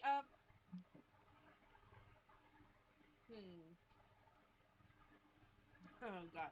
I'm deciding between 2 things right now. Flip a coin. I am. I had to type in coin flipper because I don't have one. Okay, I'm gonna cast Shatter on, hold up, let me make sure I'm getting this right. Okay, yeah, so it's a 10-foot radius again. How close are you guys to the giant? Within 5 feet. Never mind, okay, not that one then. You would need to make it. No, I need you to make a perception check if you're trying to examine that yourself. They can't tell you. You have to be able to perceive it. Okay. Yeah. Well, I got a 15 plus 5, so 20. Yeah. Okay. So you can see that. Like my passive perception for reference is a 20. Okay. So you can 15. you can see that the freezing body of Kyber is at the feet of Droofy, while the just recovering body of Zarius is at the opposite side near the feet of Droofy, and Droofy is 21 feet tall, just so you know. Okay, cool. I'm gonna aim for Juki's head and cast Fireball. All right, sounds good. That works. I have to make a hit. I think she's still stunned, or She's stunned till the end of her turn, so no. She is no longer stunned because she just had her turn. This dice is wait. So negating. I'm sorry. So is she stunned or No, not? she is not stunned. But she Okay. is frightened. And Which still gives I her got disadvantage, yeah. yeah, but it's not a saving throw for her, it's a hit throw for me, which is 16 plus 6, so 22. Does that hit? That'll hit. Okay, now I just gotta roll 2d10. That's not a d10, that is very much a d6.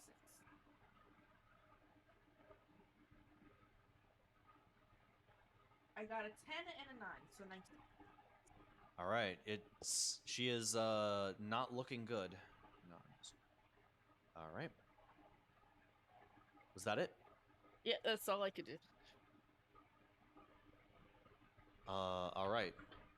Who had Cyrac of Suzail, by the way? Vandor, was that your NPC? Yep, that was me. I got Cyrac. Okay. Should have mentioned this at the end of... Not that it really would have affected things, I think, but, Cyrac yells,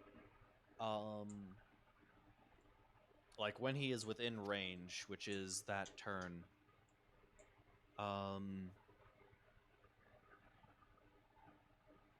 I'm sorry. Never mind. He doesn't do anything. Never mind. Okay, cool. Kyber, death saving throw.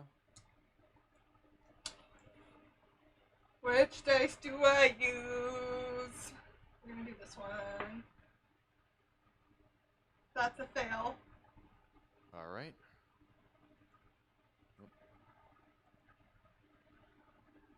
Okay, Solomon.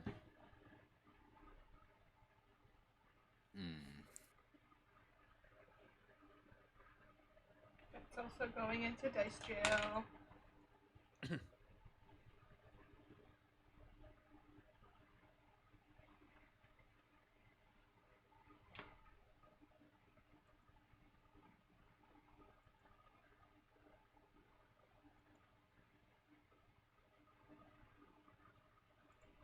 There's not much I can do.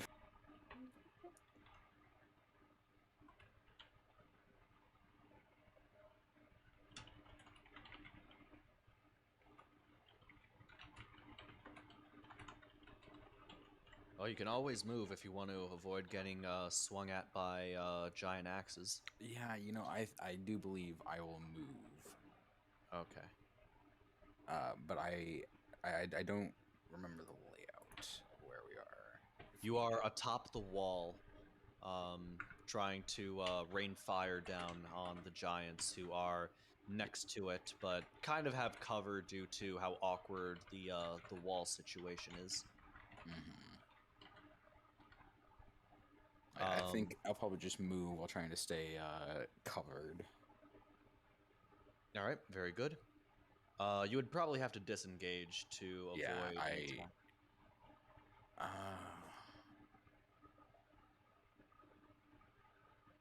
Yeah, you know, I'll disengage.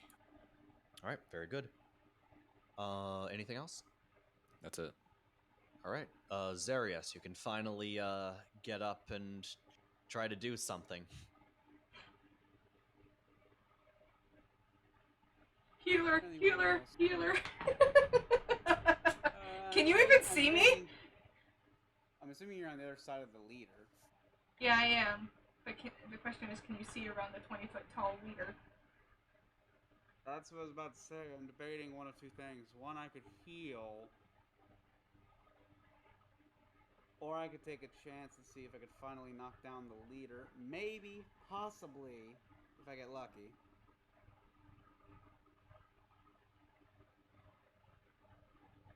Why not both? Because they both require actions. And I Damn. can't take two actions.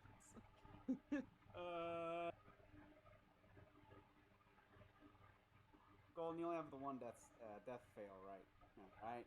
Yeah, but if I get hit by anything, I'm done.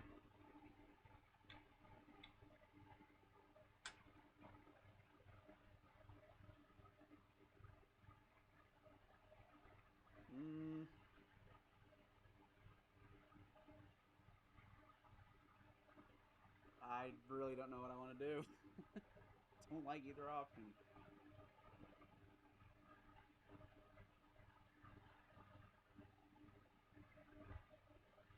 I mean, if you want, you could go back down to the ground and like roll another death saving throw if you really, really want to. Just No. give up. Resign your life. I'm gonna let a dice decide for I me. was gonna I'm not say, tell you. flip a coin, roll a dice, I'm do gonna what you I'm need not to gonna do. tell you for sure what option is going to be the one that, well, which number, but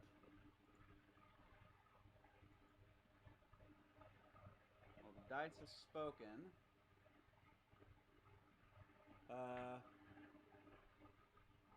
Can Zarius get around to the giants to be able to actually do any healing? Because I mean, I'm still prone, so that's gonna be half my movement. But I still be able to move enough to be able to heal. Where are you trying to move to? To Where me. Golden's character is. There's no way you're gonna be able to move through them. They take up too much space. I couldn't even move around them or between them. Not without provoking something. Like, I don't think you can move through somebody else's space. You can. You just can't end in the same space, I believe. But can you, like, disengage your way through someone doing Well, that? as long as you don't leave a 5-foot radius, you don't get an opportunity attack. So as long as you keep yourself within 5 feet of whoever's going to attack you, they won't attack. Alright, then I guess you can go over to her if you want. Alright. I was about to say, because I just haven't realized that all my healing spells are touch-based. Unless you have healing word. I do not, unfortunately. What I'm going to do is I'm going to go over to, and Golden, I'm going to use Lay on Hands. Mm-hmm. And I'm going to, just that way we have, hopefully, maybe some wiggle room. You're going to get 15 hit points back from Lay on Hands. Hey, I'll take it. Hey, Zeris. Right back. Sure. Yeah, great. Totally not a 550-year-old elf just getting the shit beat out of her. Yeah, I'm great. Most fun I've had in years.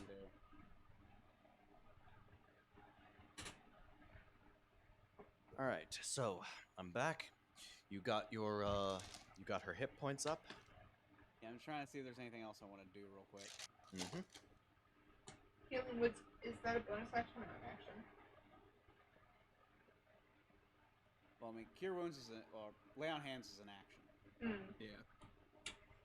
Then you can't take a swipe.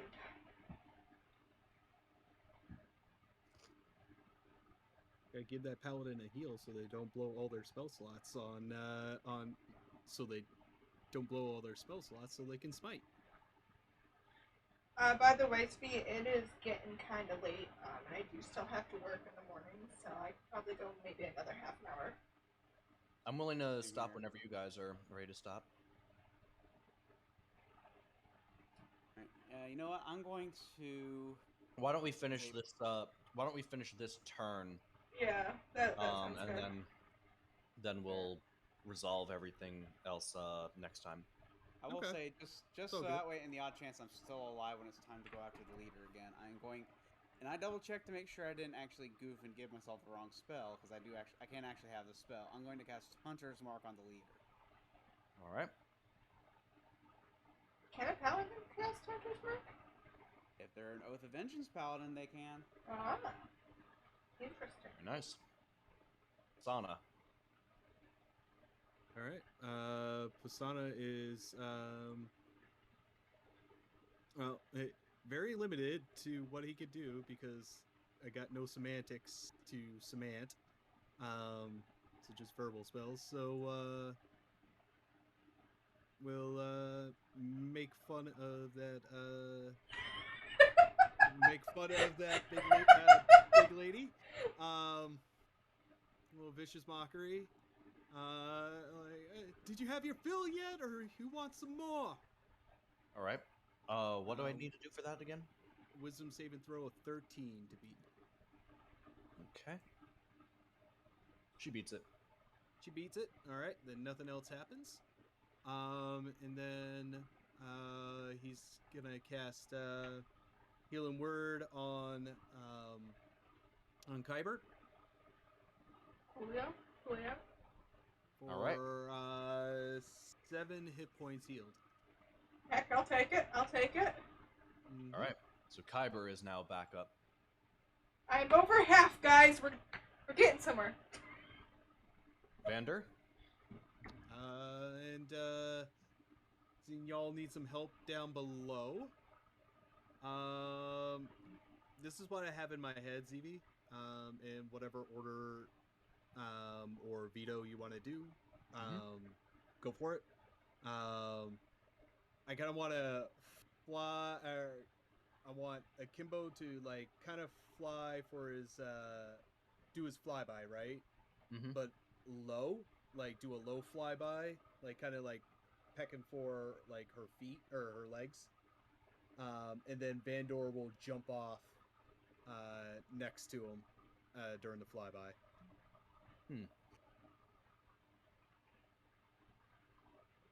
Yeah, you can do it in that order. Have the fly attack first. Well, are you going to? Yeah, you know what? Yeah, just you can do that. Whatever's left of Vandor's turn after jumping off and landing, then that's fine. I just ideally just want to land right next to it, or near everybody else that needs help. All right. Yeah, go ahead and make your flyby attack.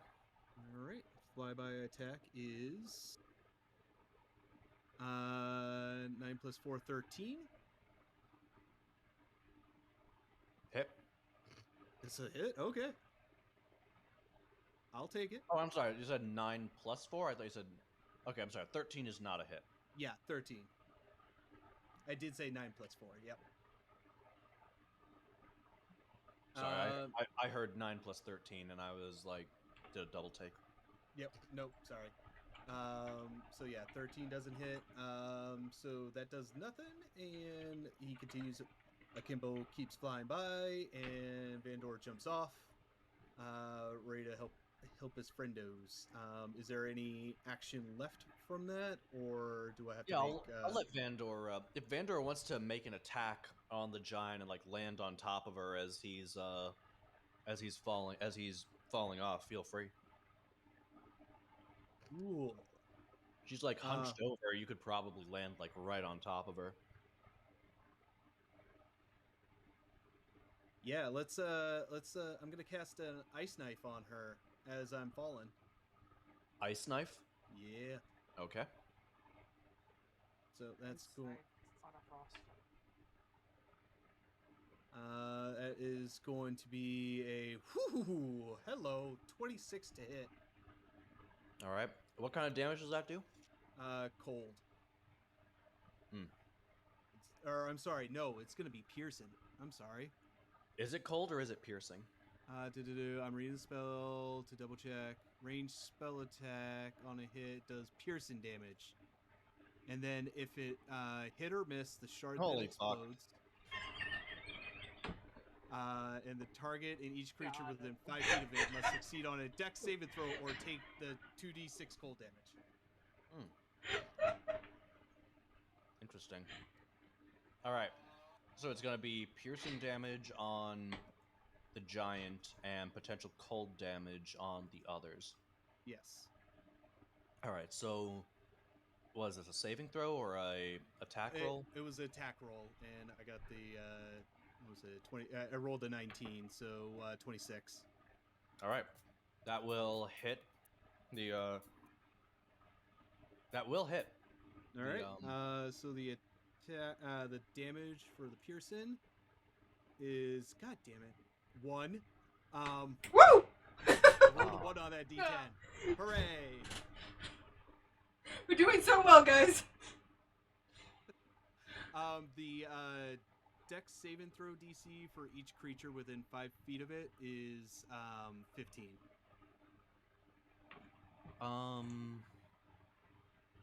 And what's the damage that it does? 2d6 cold damage. All right, it literally doesn't matter. The Okay. cold does not. They are. Immune to cold. Yeah, you see the cold damage come out, but if it hits them, they don't seem to feel it in the slightest. Got it. All right. We will pick this up next week. Oh, fun! So much fun. Maybe next week my dice will actually decide to. I was gonna say, like, do a whole, like, freaking cleansing ritual